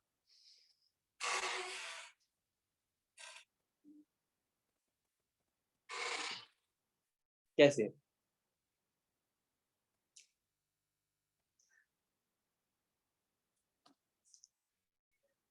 चार्ज पार्टिकल का मोशन यूनिफॉर्म सर्कुलर मोशन होगा और उस सर्कुलर मोशन का जो प्लेन होगा ना वो मैग्नेटिक फील्ड के परपेंडिकुलर होगा, मतलब इस बोर्ड के प्लेन के परपेंडिकुलर। तो उसको हम एक्चुअली मतलब ड्रॉ करने की कोशिश करें तो तो अच्छा, अच्छा आशिक, अभी जो है ना जैसे क्लास ओवर करो उसके जस्ट बाद जितने भी क्वेश्चंस है ना अभी वो तुम्हें डायरेक्शन वाइज अभी डिस्कस कर लेंगे, ठीक है। पहले तुम यहाँ पर गेस करो, अभी अभी पहले का छोड़ो, अभी यहाँ पर कोशिश करो। हमने मैग्नेटिक फील्ड के ठीक परपेंडिकुलर प्रोजेक्ट किया और जो भी डायरेक्शंस मैंने बनाई है ना तुम्हें इमेजिन करना है बिल्कुल इसी डायरेक्शन में मैग्नेटिक फील्ड एग्जिस्ट कर रही है बोर्ड के प्लेन में जैसे ड्रॉ किया है, और चार्ज पार्टिकल को हमने प्रोजेक्ट भी बिल्कुल वैसे ही किया है जैसे यहाँ पे ड्रॉ किया है। तो अब इस चार्ज पार्टिकल का जो मोशन है वो सर्कुलर मोशन होना चाहिए। तो सर्कुलर मोशन कैसा होगा, वो सर्कुलर मोशन अगर तुम उसको इमेजिन करने की अगर कोशिश करेंगे तो इस प्लेन मैग्नेटिक फील्ड के परपेंडिकुलर प्लेन में कुछ सर्कुलर मोशन जो होगा वो कैसा होगा पता है। सर्कुलर मोशन जो होगा वो इस बोर्ड के प्लेन के परपेंडिकुलर होगा, बिल्कुल परपेंडिकुलर, और वो परपेंडिकुलर प्लेन में ये ड्रॉ करने की कोशिश कर रहा हूँ। ये ब्लू कलर से जो ये प्लेन ड्रॉ कर रहा हूँ ये मैग्नेटिक फील्ड लाइंस के ठीक परपेंडिकुलर है, ठीक इस तरह से इसको इमेजिन करो। ये प्लेन है और इधर मैग्नेटिक फील्ड्स के ठीक परपेंडिकुलर है, इसी प्लेन में circular motion charge particle execute करेगा, ठीक है। तो सर्कुलर मोशन को अगर ड्रॉ करना हो, अच्छा सर्कुलर मोशन किस साइड से स्टार्ट होगा उसके लिए पहले तुम्हें, सर्कुलर मोशन कुछ ऐसा भी हो सकता, इधर से भी हो सकता है उधर से भी हो सकता है। तो सर्कुलर मोशन की डायरेक्शन पता लगाने के लिए हम पहले फोर्स देखते हैं।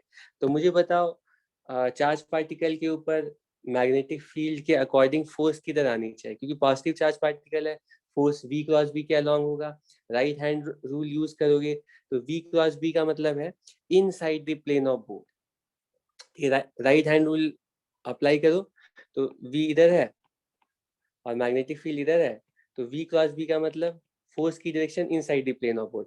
तो इस मतलब जिस इंस्टेंट पे मैंने चार्ज पार्टिकल को ड्रॉ किया है उस इंस्टेंट पे चार्ज पार्टिकल के ऊपर जो मैग्नेटिक फोर्स है वो बिल्कुल inside the plane of board act कर रहा है। तो ऐसे फोर्स की वजह से जो चार्ज पार्टिकल का सर्कुलर मोशन होगा ये तुम्हें इमेजिन करना पड़ेगा कि कुछ ऐसा हो रहा होगा, ठीक इस तरह से ऐसे, ठीक इस तरह से यूनिफॉर्म सर्कुलर मोशन होगा। क्योंकि सर्कुलर मोशन का जो प्लेन है वो बोर्ड के परपेंडिकुलर है तो उसको हम बोर्ड के प्लेन में ड्रॉ नहीं कर सकते, हम सिर्फ इमेजिन कर सकते हैं। इसीलिए मैं बता रहा हूँ कि तुम्हें इमेजिन करना है कि ये जो सर्कल है इसका हाफ सेमी सर्कल तुम इमेजिन करो बाहर है, हाफ सेमी सर्कल अंदर नहीं, ये पूरा ही सर्कल या तो इमेजिन करो ये बोर्ड के अंदर है, ठीक है, बोर्ड के पीछे है, ठीक है, बोर्ड के पीछे है तो ये भी मैं ऐसे कर देता हूँ। और ये इनफाइनाइट टाइम के लिए चार्ज पार्टिकल इस तरह से ऐसे सर्कुलेट करता रहेगा, ठीक है, इस सर्कुलर मोशन की रेडियस कितनी होगी, टाइम पीरियड कितना होगा, वो पहले की तरह कैलकुलेट कर सकते हैं। Radius of circular motion mv by qv होगी, और उसी तरह से एंगुलर वेलोसिटी टाइम पीरियड। ठीक है, तो चार्ज पार्टिकल को मैग्नेटिक फील्ड के परपेंडिकुलर प्रोजेक्ट करेंगे तब तो सारी चीजें क्लियर है। और बिल्कुल यही सिचुएशन थी। इससे पहले तुम्हें याद है जो मैंने magnetic field inside the plane of board बनाया था और चार्ज पार्टिकल को कैसे प्रोजेक्ट किया था, इधर की तरफ, है ना, v क्रॉस b। तो इसका सर्कल कुछ ऐसा हुआ था, थी anti clockwise. Magnetic field lines अंदर की तरफ थी। तो यहाँ पे ना हम चार्ज पार्टिकल को कुछ ऐसे देख रहे थे। अगर तुम इसी सिचुएशन को बैक साइड से देखोगे ना, इधर से अगर देखोगे, ठीक है, तो तुम्हें मैग्नेटिक फील्ड लाइंस अंदर की तरफ जाती हुई दिखेंगी और मैग्नेटिक फील्ड लाइंस के परपेंडिकुलर प्लेन में चार्ज पार्टिकल इस तरह से सर्कुलेट करता हुआ दिखेगा। अगर इधर से देखोगे ना तो ये चार्ज पार्टिकल का मोशन बिल्कुल ऐसा ही दिखेगा जैसा हमने पहले ड्रॉ किया था कि मैग्नेटिक फील्ड अंदर की तरफ है। ठीक है, ये लाइंस अंदर जा रही है और चार्ज पार्टिकल इस तरह से कंटिन्यूअसली सर्कुलेट करता जा रहा है। ठीक है, यहां तक किसी को कोई प्रॉब्लम नहीं है? ठीक है, ठीक है, तो यहाँ तक कोई प्रॉब्लम नहीं है, कोई प्रॉब्लम होनी भी नहीं चाहिए। तो अब हम अपनी ओरिजिनल सिचुएशन में आ जाते हैं कि अगर हम चार्ज पार्टिकल को मैग्नेटिक फील्ड से किसी एंगल पर प्रोजेक्ट करेंगे, और तुम्हें ध्यान देना है कि जिस तरह से मैं वेलोसिटी बोर्ड के प्लेन में ड्रॉ कर रहा हूँ, एग्जैक्टली इसी तरह से हमने एक्चुअली भी चार्ज पार्टिकल को प्रोजेक्ट किया है। ठीक है, लेटेस्ट से हमने चार्ज पार्टिकल को मैग्नेटिक फील्ड से किसी थीटा एंगल पर प्रोजेक्ट किया है।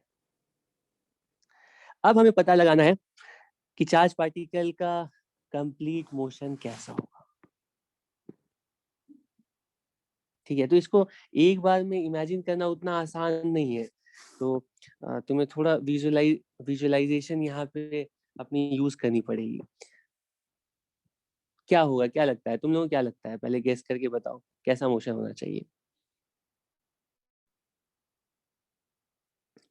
हम यहाँ पर बोलेंगे कि हाँ, यहाँ पर चार्ज पार्टिकल के पास दो वेलोसिटी है।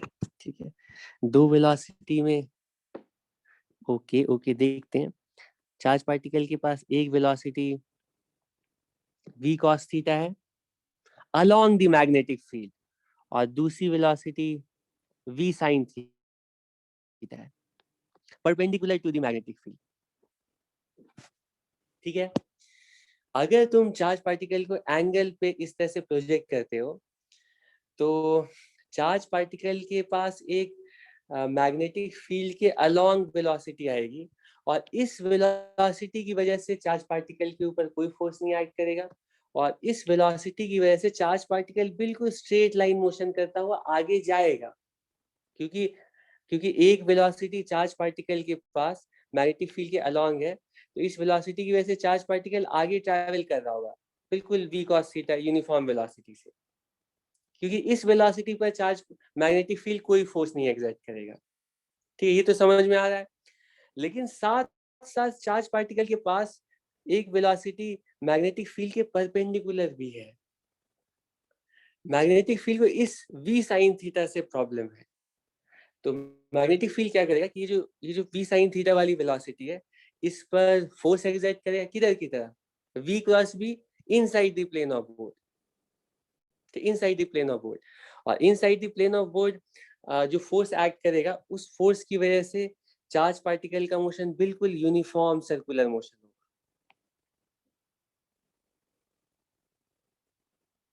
ठीक है, तो हम चार्ज पार्टिकल का कंप्लीट मोशन देखने के लिए उसके मोशन को डिवाइड करते हैं दो पार्ट में।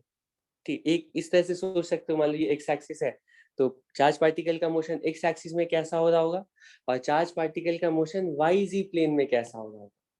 ठीक, इस तरह से वाई जी प्लेन में कैसा होगा, तो एक्स एक्सिस में चार्ज पार्टिकल जो है ना कांस्टेंट स्पीड से ट्रैवल करेगा, और वाई जी एक्सिस में charge particle uniform circular motion कर रहा है।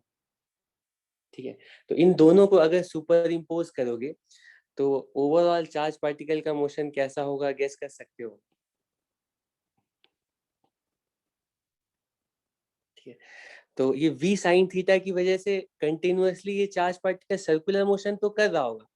अगर मान लो ये v cos थीटा 0 होता तो चार्ज पार्टिकल हमेशा इस तरह से यूनिफॉर्म सर्कुलर मोशन कंटिन्यू करता रहता है, जिसके लिए रेडियस, टाइम पीरियड सब कुछ हम कैलकुलेट कर सकते हैं।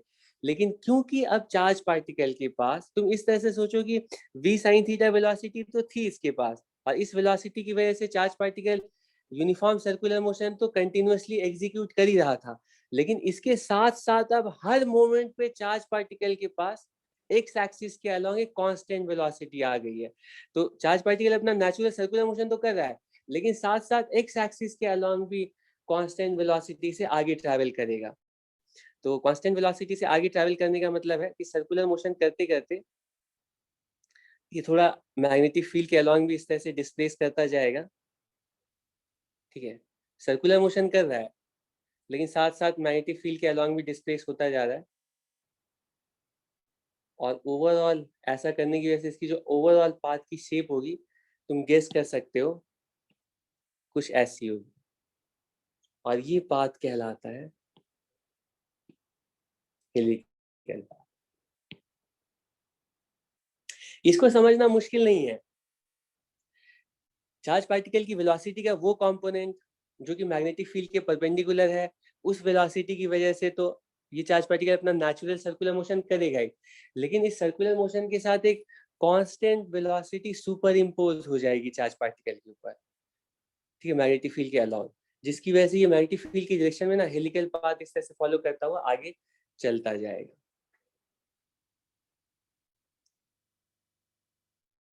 ठीक है, ये हेलिक्स शिप तो तुम्हारे लिए नया नहीं है, जेनेटिक्स तुम लोग पढ़ ही रहे होगे, तो उसमें RNA, DNA, single helix, double helix, ये सब तुम लोग पढ़ते ही हो, है ना। तो बिल्कुल जो हेलिकल शेप जैसी होती है ना, बिल्कुल वैसी ही पाथ ये फॉलो करते हुए पार्टिकल आगे जाएगा। तो अब क्वेश्चन उठता है कि इस हेलिकल पाथ के लिए रेडियस क्या होगा, हेलिकल पाथ की रेडियस कितनी होगी, रेडियस कैसे कैलकुलेट करेंगे, बताओ। तुम बोलोगे रेडियस, इस पाथ की जो रेडियस है वो रेडियस का लेना देना तो सर्कुलर मोशन से है ना, और सर्कुलर मोशन चार्ज पार्टिकल की परपेंडिकुलर वेलोसिटी डिसाइड कर रही है। तो जो परपेंडिकुलर वेलोसिटी है इसको यूज करके तुम radius of circular motion, time period, angular velocity सारी चीजें पहले की तरह कैलकुलेट कर सकते हो। ठीक है, सर्कुलर मोशन के लिए जो रेडियस थी वही हेलिक्स के लिए रेडियस होगी, है ना। टाइम पीरियड्स और ये एंगुलर वेलोसिटी, वैसे तो एंगुलर वेलोसिटी ट्रू सेंस में हम सर्कुलर मोशन के लिए तो डिफाइन करेंगे, लेकिन हेलिक्स में कैसे डिफाइन करेंगे। तो हेलिक्स में टाइम पीरियड, एक साइकिल का टाइम पीरियड लिख सकते हो, रेडियस ऑफ सर्कुलर मोशन लिखेंगे mv/qb, लेकिन इसमें v का मतलब जो है ना v sin थीटा होगा, ऑब्वियस है, अपॉन qb।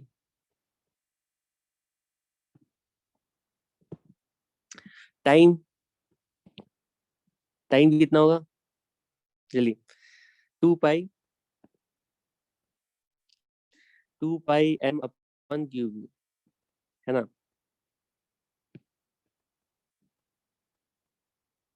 अच्छा, क्योंकि टाइम पीरियड वेलोसिटी पर नहीं डिपेंड करता है, तो तुम देख सकते हो वेलोसिटी का कौन सा कंपोनेंट है वो मैटर नहीं करता है, चार्ज पार्टिकल पर डिपेंड कर रहा है कि एक साइकिल का मतलब है कि यहाँ से ये चलना स्टार्ट किया, ठीक, मतलब बिल्कुल सेम पोजीशन पर कितने टाइम बाद आ गया।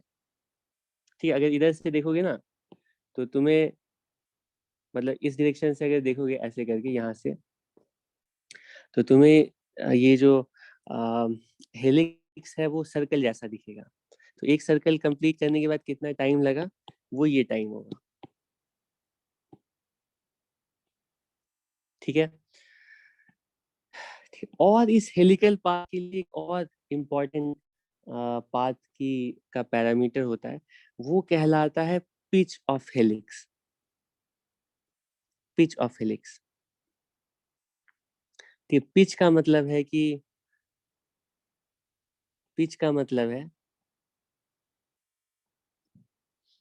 कि एक सर्कल कंप्लीट करने के बाद चार्ज पार्टिकल कितना आगे डिस्प्लेस कर गया होगा, कैसे कैलकुलेट करेंगे? एक एक्सिस में कितना डिस्टेंस ट्रैवल करे एक साइकिल सर्कुलर मोशन का, एक साइकिल कंप्लीट करने के बाद कैसे कैलकुलेट करेंगे? तो पिच के तुम लोग काइनेमैटिक्स बिल्कुल भूल गए हो क्या? एक्स एक्सिस में हमें डिस्प्लेसमेंट चाहिए, तो एक्स एक्सिस की वेलोसिटी, क्योंकि एक्स एक्सिस का मोशन तो कांस्टेंट वेलोसिटी मोशन है, एक्स एक्सिस की वेलोसिटी और एक साइकिल करने का टाइम, तो एक साइकिल करने का टाइम तो हमें ऑलरेडी पता है, ठीक है। तो पिच ऑफ हेलिक्स की वैल्यू होगी v cos theta, very good, multiplied by time of one cycle, ठीक है। और टाइम ऑफ वन साइकिल पता है, तो पिच की कंप्लीट वैल्यू तुम्हें पता चल जाएगी, ठीक है। इसमें कोई प्रॉब्लम नहीं है। 2πm/q, ठीक है, v cos थीटा, ये पिच की वैल्यू होगी। तो कंक्लूजन ये है कि अगर हम चार्ज पार्टिकल को किसी भी जनरल एंगल पर मैग्नेटिक फील्ड के अंदर आंख बंद करके प्रोजेक्ट कर देते हैं, तो ज्यादा चांस यही है कि वो हेलिकल पाथ फॉलो करते हुए आगे जाएगा, क्योंकि रैंडमली अगर तुम प्रोजेक्ट करोगे तो वो ज्यादा चांस है कि वो किसी एंगल पर चार्ज पार्टिकल मैग्नेटिक फील्ड को एंटर करेगा। एंगल पर एंटर करने का मतलब हेलिक्स शेप, हेलिक्स फॉलो करता हुआ आगे जाएगा। और हेलिक्स भी ऐसा वैसा नहीं, यूनिफॉर्म पिच का हेलिक्स, मतलब इसकी जो पिच होगी ना वो बिल्कुल यूनिफॉर्म होगी,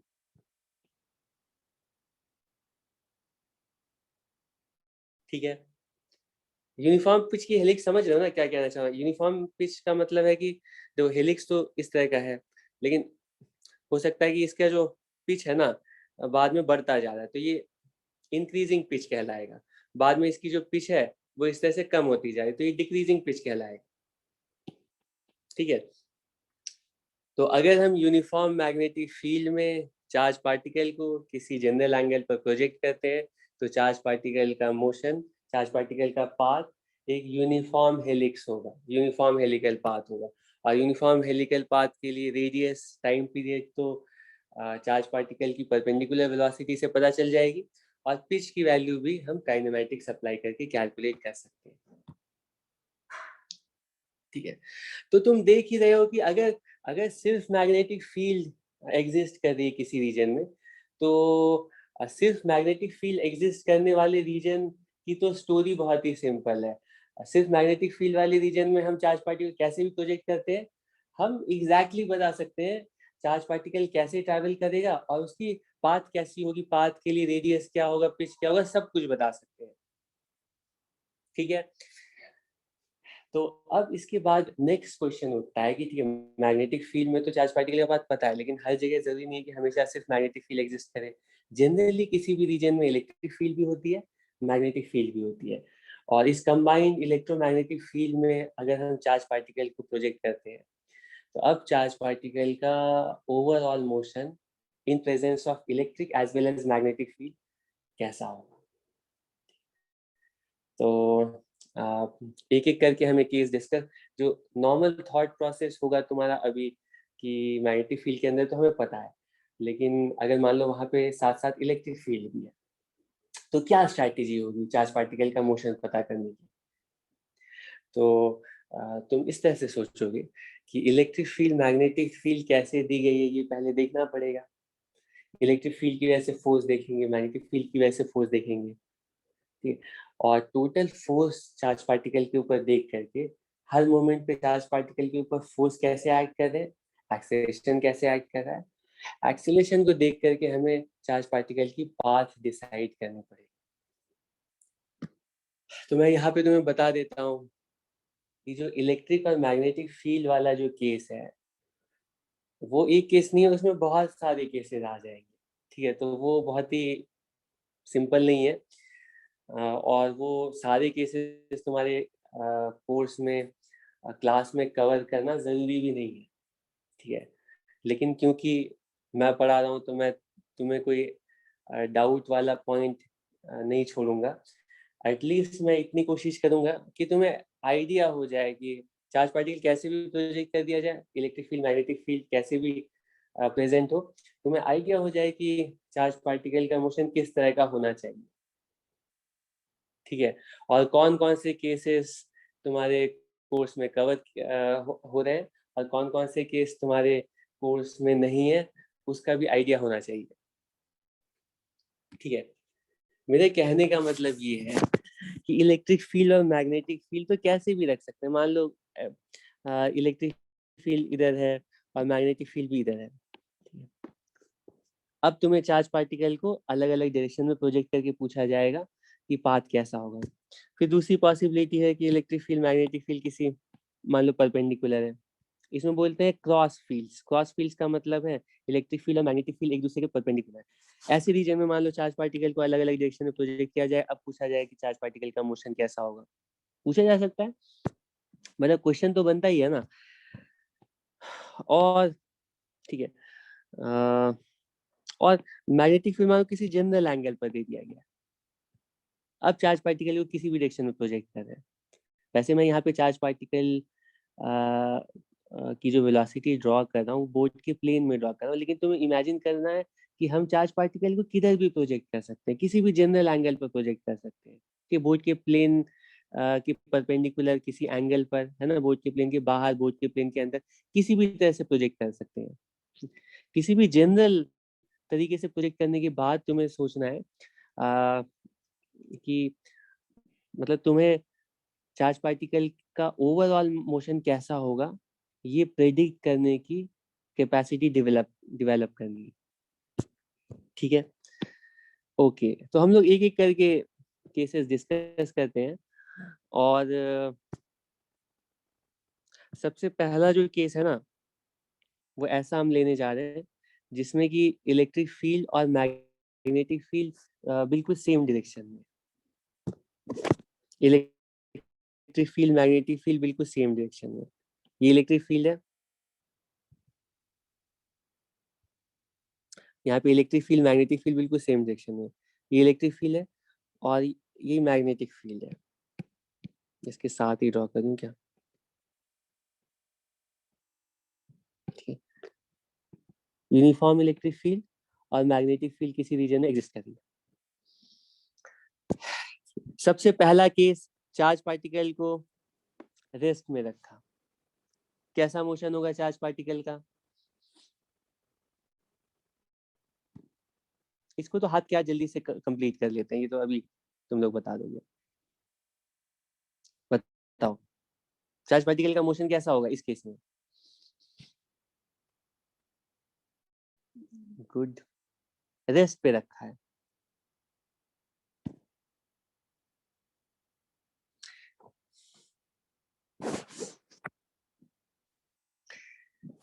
कुछ ठीक है तुम लोग बता पा रहे हो। तो जिस तरह से मैग्नेटिक फील्ड के लिए मैंने अलग अलग केस लेकर के चार्ज पार्टिकल का कंप्लीट पाथ ड्रॉ किया और उस पाथ के सारे पैरामीटर्स कैलकुलेट किए, वैसा हम इलेक्ट्रोमैग्नेटिक फील्ड के अंदर नहीं करने जा रहे, ना ही वो तुम्हें करने की जरूरत है।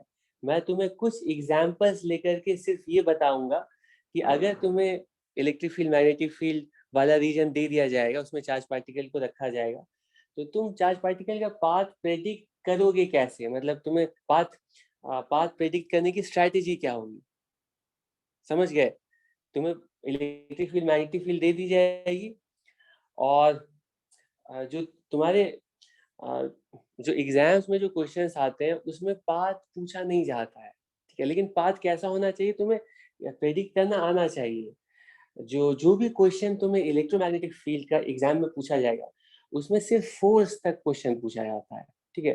फोर्स के बाद अलग अलग मोमेंट पर फोर्स अलग अलग होगा और उन अलग अलग फोर्स से अलग अलग एक्सेलरेशन, और इस वेरिएबल एक्सेलरेशन की वजह से ओवरऑल चार्ज पार्टिकल का पाथ कैसा हो, इतनी दूर तक तुम्हें क्वेश्चन नहीं पूछा जाएगा।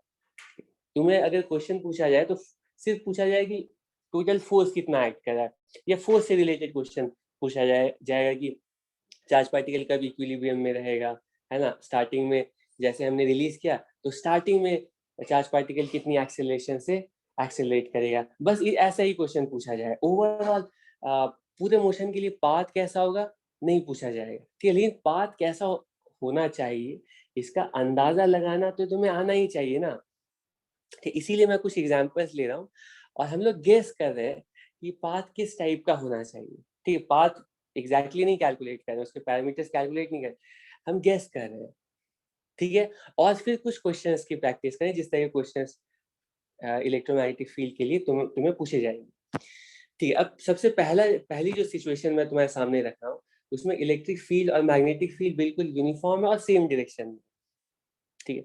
अब अगर ऐसी कंडीशन में चार्ज पार्टिकल को रेस्ट पे रखते हैं तो कैसा मोशन होगा चार्ज पार्टिकल का, तो ऑब्वियसली तुम सोचोगे जैसे ही हम रिलीज करेंगे तो रिलीज करने के बाद चार्ज पार्टिकल क्योंकि रेस्ट में है तो स्टार्टिंग में तो चार्ज पार्टिकल के ऊपर मैग्नेटिक फोर्स नहीं एक्ट करेगा, ठीक है। मैग्नेटिक फोर्स 0 होगा, क्यों, क्योंकि वेलोसिटी नहीं है।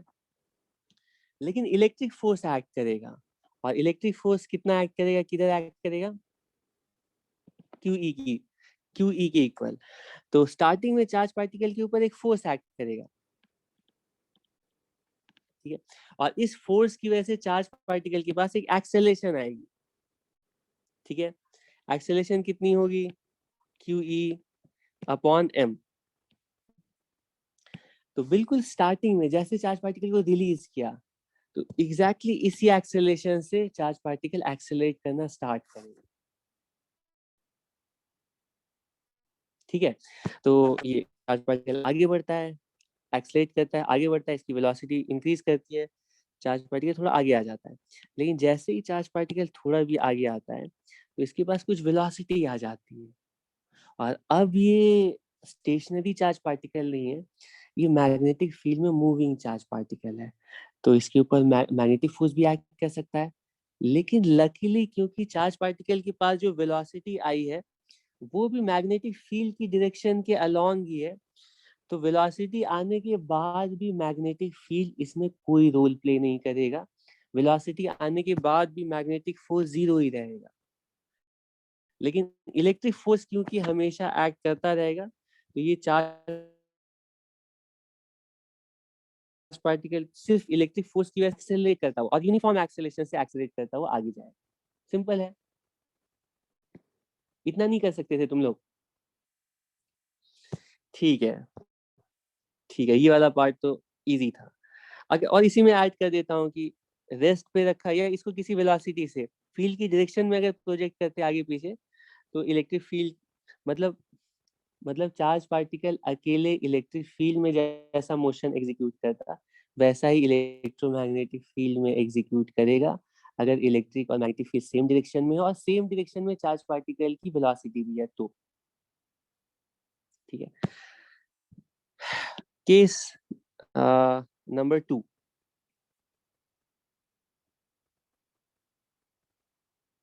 वेलोसिटी कंटिन्यूअसली इंक्रीज करती जाएगी क्योंकि यूनिफॉर्मली एक्सेलरेटेड मोशन है। जितना ज्यादा टाइम बीतता जाएगा चार्ज पार्टिकल की वेलोसिटी कंटिन्यूअसली इंक्रीज करती ही जाएगी, अनलेस की इलेक्ट्रिक फील्ड से चार्ज पार्टिकल बाहर निकल जाए। तो हम अज्यूम कर रहे हैं इलेक्ट्रिक फील्ड एक्सटेंड करी इंफिनिटी तक, तो ये एक्सेलरेट करता रहेगा, ओके। किसी एंगल पर प्रोजेक्ट किया ऐसे, ठीक, चलो एंगल पर नहीं, कुछ ऐसे प्रोजेक्ट किया, पहले परपेंडिकुलर, स्पेशल केसेस पहले। चार्ज पार्टिकल को फील्ड्स के परपेंडिकुलर प्रोजेक्ट किया, अब कैसा मोशन होगा जल्दी बताओ।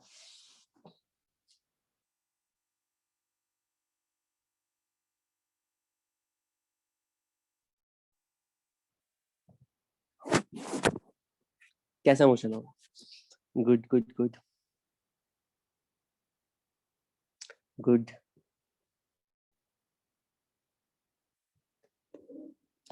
ये सब लोग आंसर नहीं करते हो, तो इससे मुझे समझ में नहीं आता है कि कितने लोग फॉलो कर पा रहे हैं अच्छे से। हाँ वेरी गुड। देखो, अगर इलेक्ट्रिक फील्ड नहीं होती तो मैग्नेटिक फील्ड की वजह से चार्ज पार्टिकल का मोशन यूनिफॉर्म सर्कुलर मोशन होता, ठीक है, फील्ड के परपेंडिकुलर डायरेक्शन में। लेकिन इलेक्ट्रिक फील्ड की वजह से साथ साथ चार्ज पार्टिकल के ऊपर ऊपर एक्स एक्सिस के अलावा एक फोर्स एक्ट करेगा, एक्सेलरेशन होगा। तो इस एक्सेलरेशन की वजह से मैग्नेटिक फील्ड की वजह से तो फील्ड के परपेंडिकुलर चार्ज पार्टिकल हमेशा सर्कुलर मोशन करता, लेकिन इलेक्ट्रिक फील्ड की वजह से क्या होगा कि इसके पास एक्स एक्सिस के अलोंग एक यूनिफॉर्मली एक्सेलरेटेड मोशन भी आएगा। तो इस बार जो चार्ज पार्टिकल का मोशन होगा ना, फिर से हेलिकल होगा, लेकिन यूनिफॉर्म पिच का हेलिक्स नहीं होगा। इसकी जो, क्योंकि एक्स एक्सिस में चार्ज पार्टिकल एक्सेलरेट कर रहा है, ठीक है, तो इसकी जो पिच है ना, वो ऐसे करके एक्सेलरेट करती जाएगी, ऐसा मोशन।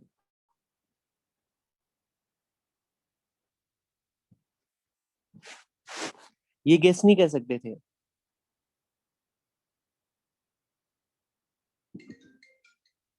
ये तो सिंपल है ना।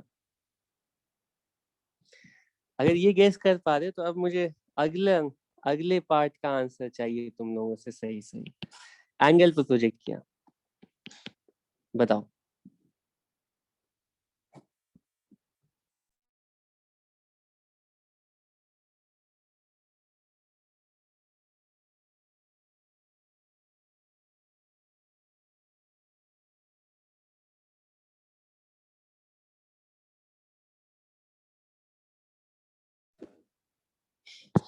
गुड गुड गुड सारा, और गुड। अरे क्या डिफरेंस है, इसके पास एक वेलोसिटी v cos थीटा आ गई है, जिसको कि सिर्फ इलेक्ट्रिक फील्ड अफेक्ट करेगा, और एक्स एक्सिस के अलोंग चार्ज पार्टिकल एक्सेलरेट करेगा। फील्ड को मैं एक्स एक्सिस मान करके बता रहा हूँ। और जो v cos थीटा है, इसकी वजह से मैग्नेटिक फील्ड चार्ज पार्टिकल को यूनिफॉर्म सर्कुलर मोशन करवाएगी, perpendicular to, in a plane perpendicular to electric and magnetic field. तो ओवरऑल जो मोशन होगा अभी भी वो कुछ ऐसा होगा, बस एक्सेलरेटिंग हेलिक्स का, ठीक है। अब इसमें क्वेश्चन पूछा जा सकता है कि ये बताओ, अगर हम लोग चार्ज पार्टिकल को कुछ ऐसे प्रोजेक्ट करते हैं, इधर की तरह ऐसे, तो इसका ये एक वेलोसिटी इधर होगी, एक वेलोसिटी इधर होगी, सर्कुलर मोशन कुछ ऐसा होगा। लेकिन जो दूसरा, जो एक्स एक्सिस के अलोंग चार्ज पार्टिकल का मोशन है, वो कुछ ऐसा होगा, वो आगे जाके रुकेगा फिर वापस आएगा। तो ओवरऑल जो हेलिकल शेप होगी ना, वो इसका पहले डिक्रीजिंग डिक्रीजिंग पिच की हेलिक्स होगी, ठीक है, ऐसे करके, ऐसे ऐसे, फिर उसके बाद इधर इंक्रीजिंग पिच की ऐसे इधर हो जाएगी, ठीक है। सारे केसेस को तुम्हारे दिमाग में बिल्कुल फिट होना चाहिए। Next case, cross electromagnetic field. तो अब इसके बाद जितनी भी पॉसिबिलिटीज है, उसमें पाथ हम डिस्कस नहीं कर रहे हैं, क्योंकि पाथ उसमें नहीं पूछा जाएगा। एक एक एक केस में पूछा जाएगा, लेकिन वो मैं बाद में तुम्हें बताऊंगा। तो सबसे पहले हमने इलेक्ट्रोमैग्नेटिक रीजन ऐसा इलेक्ट्रोमैग्नेटिक रीजन हमने इमेजिन किया था, जहाँ पे इलेक्ट्रिक फील्ड और मैग्नेटिक फील्ड एक दूसरे के बिल्कुल पैरेलल है। इस बार मान लो इलेक्ट्रिक फील्ड कुछ इस तरह से है, और मैग्नेटिक फील्ड मान लो magnetic field is inside the plane of wave, ठीक है। यहाँ पे लिख देता हूँ क्रॉस फील्ड्स। और ये बहुत ही फेमस सिचुएशन है, जिससे कि हर बार ज्यादातर क्वेश्चंस पूछे जाते हैं कि ऐसा रीजन है जिसमें इलेक्ट्रिक फील्ड और मैग्नेटिक फील्ड बिल्कुल एक दूसरे के परपेंडिकुलर है, ठीक है। क्वेश्चन में पूछा जाता है, इसमें तुमसे नहीं पूछा जाएगा कि चार्ज पार्टिकल को रख दिया, कैसा पाथ बताओ, किसी एंगल पे प्रोजेक्ट कर दिया, कैसा पाथ होगा, ये नहीं पूछा जाएगा, ठीक है। पाथ तुम बता सकते हो, लेकिन वो काफी डिफिकल्ट होगा, उतना आसान नहीं होगा जितना कि पिछले केसेस में था। पाथ को और पाथ भी बहुत सिंपल नहीं होगा, जो इससे पहले की पाथ की जो शेप्स आ रही थी, या इससे पहले की वो पाथ जिनसे तुम फेमिलियर हो, उतने सिंपल पाथ जरूरी नहीं है आएंगे इसमें, ठीक है। तो ये जो क्रॉस फील्ड्स वाला केस है, वो उतना सिंपल नहीं है। और यही दोनों केस हम ले रहे हैं। पैरेलल फील्ड वाला तो डिस्कस कर लिया, ठीक है, वो अलग से मैं आउट ऑफ इंटरेस्ट बता दिया, वरना वो कोई अलग से टॉपिक नहीं है। लेकिन ये जो क्रॉस फील्ड है इसमें तुमसे पाथ नहीं पूछा जाएगा। तो इसमें सबसे पॉपुलर और सबसे कॉमन क्वेश्चन जो इस क्रॉस फील्ड से पूछा जाता है, क्रॉस फील्ड से बनता है, वो ये है कि अगर हम चाहते हैं कि क्रॉस फील्ड से एक चार्ज पार्टिकल को बिल्कुल अनडिफ्लेक्टेड पास कराए, ठीक है, हम चाहते हैं कि चार्ज पार्टिकल इस परपेंडिकुलर इलेक्ट्रोमैग्नेटिक फील्ड रीजन, और ये लास्ट टॉपिक है, ठीक है, अभी का बस 5 मिनट इसमें लगेगा, इसको अच्छे से समझ लो, फिर बाकी हम लोग नेक्स्ट क्लास में डिस्कस करेंगे, ठीक है। ऐसा रीजन है जहाँ पे इलेक्ट्रिक फील्ड और मैग्नेटिक फील्ड एक दूसरे के बिल्कुल परपेंडिकुलर है, ठीक है, और ये फील्ड यूनिफॉर्म भी है। मैं मेंशन नहीं कर रहा हूँ यूनिफॉर्म फील्ड, लेकिन अभी तक जितनी भी सिचुएशन और क्वेश्चंस हमने डिस्कस किए हैं वहाँ पे तुम्हें अज्यूम करना है कि हम uniform electric field, uniform magnetic field की बात कर रहे हैं। जहाँ पे भी नॉन यूनिफॉर्म मैग्नेटिक फील्ड आएगी वहाँ पे मेंशन किया जाएगा, ठीक है। तो ऐसे तुम्हें अज्यूम करना है कि यूनिफॉर्म फील्ड ही है हर जगह पे। ऑलराइट, क्वेश्चन में कहा गया है कि इस इलेक्ट्रोमैग्नेटिक रीजन में हम चार्ज पार्टिकल को प्रोजेक्ट करते हैं, ठीक है, या इस तरह से हम रखना चाहते हैं कि चार्ज पार्टिकल बिल्कुल अनडिफ्लेक्टेड पास कर जाए। तो चार्ज पार्टिकल को हमें कैसे प्रोजेक्ट करना पड़ेगा, मतलब चार्ज पार्टिकल की वेलोसिटी कितनी होगी, जिसकी वजह कितनी होगी, किधर होगी, जिससे कि चार्ज पार्टिकल बिल्कुल अनडिफ्लेक्टेड पास करे। खुद से पहले थोड़ा सोचो, फिर मैं बताता हूँ, 1-2 मिनट खुद से सोचो। अच्छा, अगर रेस्ट में रखते हैं ना तो ये तो क्लियर है कि ये अनडिफ्लेक्टेड नहीं पास करेगा। क्यों? अनडिफ्लेक्टेड का मतलब क्या है? अनडिफ्लेक्टेड का मतलब है कि चार्ज पार्टिकल के ऊपर नेट फोर्स 0 हो जाए, है ना। तो जो भी वेलोसिटी, उसी वेलोसिटी से continuously charge particle uniform velocity से मूव करता जाएगा। अगर हम रेस्ट पे रखते हैं चार्ज पार्टिकल को ऐसे क्रॉस फील्ड में, अंडरस्टूड है कि ये चार्ज पार्टिकल, इस चार्ज पार्टिकल को नेट फोर्स एक्ट है। स्टार्टिंग में कोई मैग्नेटिक फील्ड नहीं, इलेक्ट्रिक फील्ड तो ये इधर की तरफ आना स्टार्ट करेगा, लेकिन उसके बाद मैग्नेटिक फील्ड का फोर्स एक्ट करेगा। वेलोसिटी अभी इधर है, मैग्नेटिक फील्ड अंदर है, v क्रॉस b। तो इसकी जो इसके बाद जो इसकी पाथ है ना, वो कैसी होनी चाहिए, गेस कर सकते हो?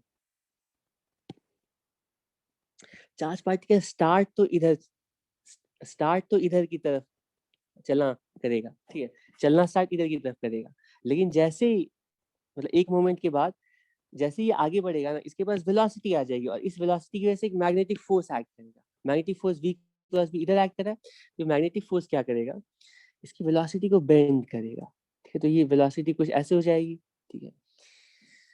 अब इस वेलोसिटी जैसे वेलोसिटी बेंड होगी तो मैग्नेटिक फोर्स भी v क्रॉस b अब कुछ इधर एक्ट करेगा, है ना। लेकिन साथ साथ वेलोसिटी कांस्टेंट नहीं रहेगा, क्योंकि इलेक्ट्रिक फील्ड की वजह से वेलोसिटी का मैग्नीट्यूड अभी इंक्रीज कर रहा होगा। तो तुम गेस कर सकते हो कि स्टार्टिंग में पाथ कुछ ऐसा होना चाहिए। अगर रेस्ट पे हम रिलीज करते हैं, आगे ओवरऑल पाथ कैसा होगा वो तो बाद की बात है, लेकिन इतना अंडरस्टूड है कि अगर हम रेस्ट पे रखते हैं चार्ज पार्टिकल को, तो इस चार्ज पार्टिकल का मोशन सिंपल नहीं होगा, सिंपल स्ट्रेट लाइन सर्कुलर इस तरह का नहीं होगा, ठीक है। एनीवे वो हमारा कंसर्न नहीं है। हमें क्वेश्चन में बोला गया कि चार्ज पार्टिकल को हम किसी वेलोसिटी से प्रोजेक्ट करते हैं, तो वो वेलोसिटी कितनी होनी चाहिए जिससे कि वो चार्ज पार्टिकल अनडिफ्लेक्टेड पास कर जाए, बताओ।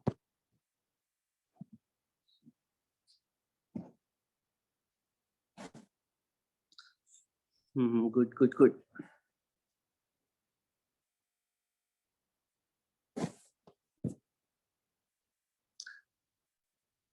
अरे बाकी लोग बताओ, पहले मुझे बताओ वेलोसिटी की डायरेक्शन किधर होनी चाहिए।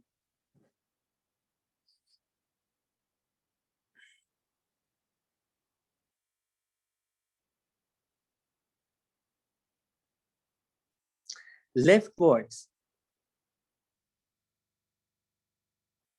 अगर हम लेफ्ट में चार्ज पार्टिकल को इधर प्रोजेक्ट करते हैं तो फोर्सेस कैसे कैसे एक्ट करेंगे, पहले बताओ। इलेक्ट्रिक फोर्स किधर एक्ट करेगा? इलेक्ट्रिक फोर्स तो हमेशा इधर एक्ट करेगा, उसके लिए तो कुछ सोचना नहीं है। और मैग्नेटिक फोर्स किधर एक्ट करेगा? तो v क्रॉस भी मैग्नेटिक फोर्स इधर एक्ट करेगा।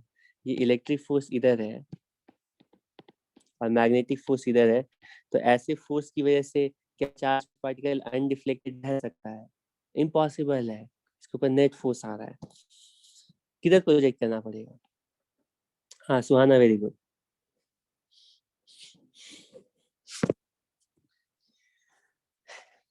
ठीक है, मैं सॉल्व करता हूँ। हाँ उबैर, अब तुम सही बता रहे हो, मैं सॉल्व करता हूँ। पॉजिटिव चार्ज पार्टिकल है, देखो वेलोसिटी नहीं नहीं, यहाँ पर देखो सब लोग, वेलोसिटी ऐसे होनी चाहिए जिसकी वजह से इलेक्ट्रिक फोर्स और मैग्नेटिक फोर्स कैंसिल हो जाए, यही तो बोलेंगे ना। बिल्कुल, मैं कोई ज्यादा इक्वेशंस नहीं लिख रहा हूँ, बिल्कुल लॉजिक से सोचते हैं। इलेक्ट्रिक फोर्स, क्योंकि यहाँ पे दो फोर्स एक्ट करेंगे, electric force, magnetic force. Velocity है तो मैग्नेटिक फोर्स भी एक्ट करेगा और इलेक्ट्रिक फोर्स तो हमेशा एक्ट करेगा। तो वेलोसिटी इस तरह से होनी चाहिए कि इलेक्ट्रिक फोर्स और मैग्नेटिक फोर्स एग्जैक्टली कैंसिल हो जाए। और कैंसिल होने का मतलब है कि पहली कंडीशन कि दोनों फोर्सेस की डायरेक्शन ऑपोजिट होनी चाहिए। तो इलेक्ट्रिक फोर्स का तो हम कुछ कर नहीं सकते, क्योंकि इलेक्ट्रिक फोर्स तो फिक्स है, इलेक्ट्रिक फोर्स तो इधर आएगा, इलेक्ट्रिक फोर्स तो हमेशा इधर आएगा, इलेक्ट्रिक फोर्स तो इधर है। ठीक है, नेट फोर्स जीरो होने के लिए हम कंडीशन लगाएंगे कि मैग्नेटिक फोर्स को 100% इलेक्ट्रिक फोर्स के ऑपोजिट होना पड़ेगा। अगर पॉजिटिव चार्ज है तो जो इलेक्ट्रिक फील्ड की डायरेक्शन है ना, उसके ऑपोजिट डायरेक्शन में मैग्नेटिक फोर्स आना चाहिए। अब तुम सोचोगे कि चार्ज पार्टिकल हमें पता है, मैग्नेटिक फील्ड की डायरेक्शन पता है, मैग्नेटिक फोर्स की डायरेक्शन पता है, तो वेलोसिटी की डायरेक्शन किधर होनी चाहिए हम गेस नहीं कर सकते हैं। वेलोसिटी और मैग्नेटिक फील्ड अगर पता होती है तो हम फोर्स की डायरेक्शन निकाल लेते हैं। ठीक, तो अगर फोर्स की डायरेक्शन पता है तो वेलोसिटी कितनी होनी चाहिए नहीं निकाल सकते। वेलोसिटी इसी तरह से होनी चाहिए कि v क्रॉस b मैग्नेटिक इधर लेफ्ट डायरेक्शन में है। ठीक है, तो तुम सोचोगे ना, देखो ये फोर्स अगर इधर आ रहा है तो इसके परपेंडिकुलर प्लेन में ही वेलोसिटी होनी चाहिए, वेलोसिटी और मैग्नेटिक फील्ड दोनों, क्योंकि मैग्नेटिक फील्ड तो है ही, वेलोसिटी भी इसके परपेंडिकुलर प्लेन में होनी चाहिए, क्योंकि वेलोसिटी और मैग्नेटिक फील्ड के परपेंडिकुलर ही मैग्नेटिक फोर्स हमेशा एक्ट करता है।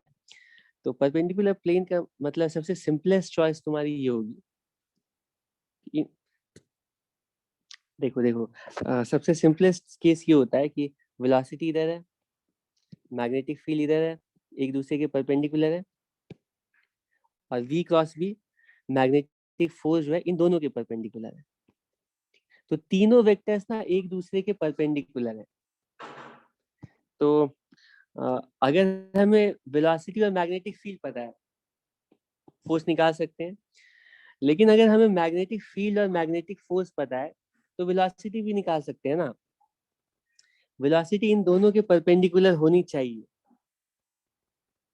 तो तुम बोलोगे कि मैग्नेटिक फील्ड इनसाइड है, मैग्नेटिक फील्ड अंदर की तरफ है, और मैग्नेटिक फोर्स इधर की तरफ है, तो वेलोसिटी के लिए दो डायरेक्शंस ले सकते हैं, ऊपर और नीचे। ठीक है, ये दोनों डायरेक्शंस दोनों ही मैग्नेटिक फील्ड और मैग्नेटिक फोर्स के परपेंडिकुलर। तो अब तुम्हें सोचना है कि इन दोनों में से किस डायरेक्शन के लिए v cross p left direction में आएगा, v cross b left direction में आएगा। तो तुम देख सकते हो कि अपवर्ड डायरेक्शन में अगर चार्ज पार्टिकल को प्रोजेक्ट करते हैं, सिर्फ उसी केस में v cross b left direction में आएगा। तो इसका मतलब है कि हमें चार्ज पार्टिकल को ना बिल्कुल इधर प्रोजेक्ट करना चाहिए, ऊपर की तरफ, v क्रॉस p, मतलब इलेक्ट्रिक फील्ड और मैग्नेटिक फील्ड के परपेंडिकुलर।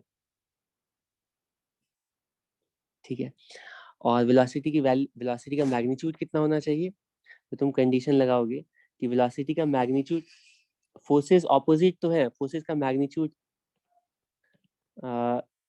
मैग्नीट्यूड भी सेम होना चाहिए अगर हम मैग्नेटिक फोर्स और इलेक्ट्रिक फोर्स को कैंसिल करना चाहते हैं। तो मैग्नेटिक फोर्स का मैग्नीट्यूड कितना होगा, क्योंकि वेलोसिटी और मैग्नेटिक फील्ड एक दूसरे के परपेंडिकुलर है, तो हम लिखेंगे क्यू वी बी। और इलेक्ट्रिक फोर्स का मैग्नीट्यूड कितना होगा, क्यू ई। तो वेलोसिटी का जो मैग्नीट्यूड है that will be E upon p के इक्वल।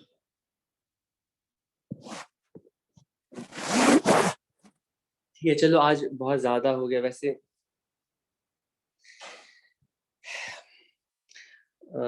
इस पार्ट को थोड़ा सा, इसमें और कुछ पॉइंट्स डिस्कस करने हैं छोटे छोटे। ठीक है, इसको फिर से हम एक बार डिस्कस करेंगे नेक्स्ट क्लास में, क्योंकि क्लास लंबी हो गई है। हाँ आशिक, मैं तुम्हारे पास आऊँगा, अभी इसको वर्क कर लेंगे तो। मैं चाहता हूँ कि अभी आज की क्लास में जितने भी टॉपिक्स कवर किए हैं, क्वेश्चंस कवर किए हैं, उसको तुम लोग एक बार रिवाइज करो अच्छे से। ठीक है, क्योंकि यहाँ पे डायरेक्शन बहुत ज़्यादा है, स्टार्टिंग में कंफ्यूजन हो सकता है। एक बार में पहले स्टेप बाय स्टेप सारे कंफ्यूजन्स को खुद अपने लेवल पे बैठ करके, जितना भी टाइम लगे, ठीक है, और ज़्यादा सोचो, और ज़्यादा सोचो, हर एस्पेक्ट को सोचो। ठीक है, सारे डाउट्स को क्लियर करो, ठीक है, रिविजन करो, डाउट्स क्लियर करो। और ये जो लास्ट वाली जो सिचुएशन बताई है ना मैंने, क्रॉस फील्ड्स वाली, इसमें वेलोसिटी कितनी और किधर होनी चाहिए जिससे कि चार्ज पार्टिकल अनडिफ्लेक्टेड पास करे, ये अपने लेवल पे तुम खुद से डायरेक्शन और मैग्नीट्यूड निकालना। ठीक है, और मैं कह रहा हूँ कि ये आंसर तो सही है कि वेलोसिटी, अगर हम लोग देखो यहाँ पे अगर कोऑर्डिनेट सिस्टम कुछ ऐसा है, मान लो एक्स वाई और ये जी है, तो यहाँ पे इलेक्ट्रिक फील्ड एक्स एक्सिस के अलॉन्ग थी, मैग्नेटिक फील्ड माइनस जी के अलॉन्ग थी। तो हमें पता चला कि चार्ज पार्टिकल की जो वेलोसिटी वो पॉजिटिव वाई एक्सिस की तरफ अगर होगी और वेलोसिटी का मैग्नीट्यूड ई अपॉन बी के इक्वल होगा, तो इस चार्ज पार्टिकल के ऊपर नेट फोर्स जीरो एक्ट करेगा और चार्ज पार्टिकल बिल्कुल स्ट्रेट लाइन इसी तरह से सेम वेलोसिटी से ट्रैवल करता हुआ आगे जाएगा, बिल्कुल अनडिफ्लेक्टेड। इस इलेक्ट्रोमैग्नेटिक रीजन को वो एग्जिट कर जाएगा बिना किसी डिफ्लेक्शन के। ठीक, उसके लिए वेलोसिटी ई बाई बी के इक्वल होनी चाहिए और डायरेक्शन पॉजिटिव वाई एक्सिस की तरफ होनी चाहिए। ठीक है, लेकिन मैं कह रहा हूँ कि ये यूनिक सॉल्यूशन नहीं है, मतलब इसके अलावा भी और वेलोसिटीज हैं जिससे कि हम चार्ज पार्टिकल को प्रोजेक्ट करेंगे और चार्ज पार्टिकल अनडिफ्लेक्टेड पास करेगा। ठीक है, तो तुम लोग इसीलिए इस सिचुएशन को एक बार अपने से खुद ट्राई करना और पता लगाना है कि वेलोसिटी की डायरेक्शन और मैग्नीट्यूड क्या क्या हो सकती हैं जिससे कि चार्ज पार्टिकल अनडिफ्लेक्टेड पास करे। ठीक है, तो ये वाला जो पार्ट है ये इनकम्प्लीट है। एक सॉल्यूशन तो मैं बता दिया हूँ, मैं चाहता हूँ थोड़ा खुद से एक बार घर पे ट्राई करोगे, थोड़ा सोचोगे तो मुझे समझाना आसान होगा नेक्स्ट टाइम में। ठीक है, और जाते जाते एक क्वेश्चन तो हम लोग करके जाएंगे, ये कंबाइंड इलेक्ट्रिक मैग्नेटिक फील्ड वाला। हाँ, वेलोसिटी तुम्हें जैसे करना है करो, ठीक है, लेकिन इतनी होनी चाहिए वेलोसिटी जिससे कि नेट फोर्स जीरो हो जाए, है ना। As a consequence charge particle बिल्कुल अनडिफ्लेक्टेड इलेक्ट्रोमैग्नेटिक रीजन को एग्जिट कर जाए। तो वो तुम्हारे हाथ में है, इसको तुम लोग खुद से अपने लेवल पे ट्राई करना। ये एक सॉल्यूशन है, ये यूनिक नहीं है, और भी सॉल्यूशंस पॉसिबल है। और जाते जाते ये एक छोटा सा क्वेश्चन है, तुम लोग कितना समझे हो इस क्वेश्चन को सॉल्व करके पता चल जाएगा।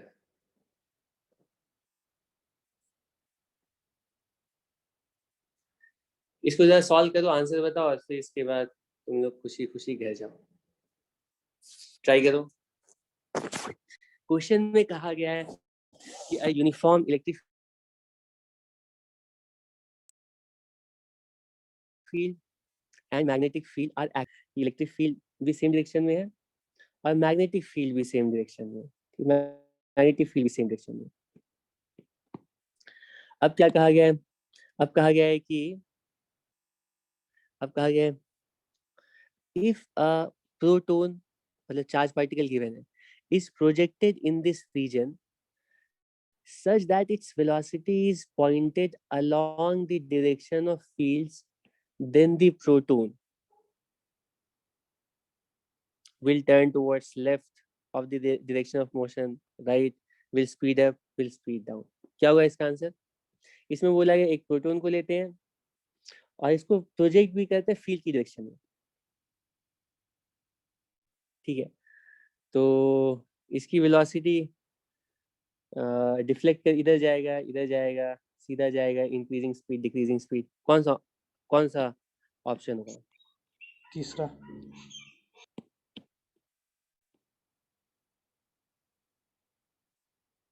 ये मैं एक्सपेक्ट कर रहा हूँ सब बता सकते हैं, क्योंकि हम फील्ड की डायरेक्शन में प्रोजेक्ट कर रहे हैं। तो मैग्नेटिक फील्ड कुछ नहीं करेंगे, इलेक्ट्रिक फील्ड की वजह से एक्सेलरेट करेगा।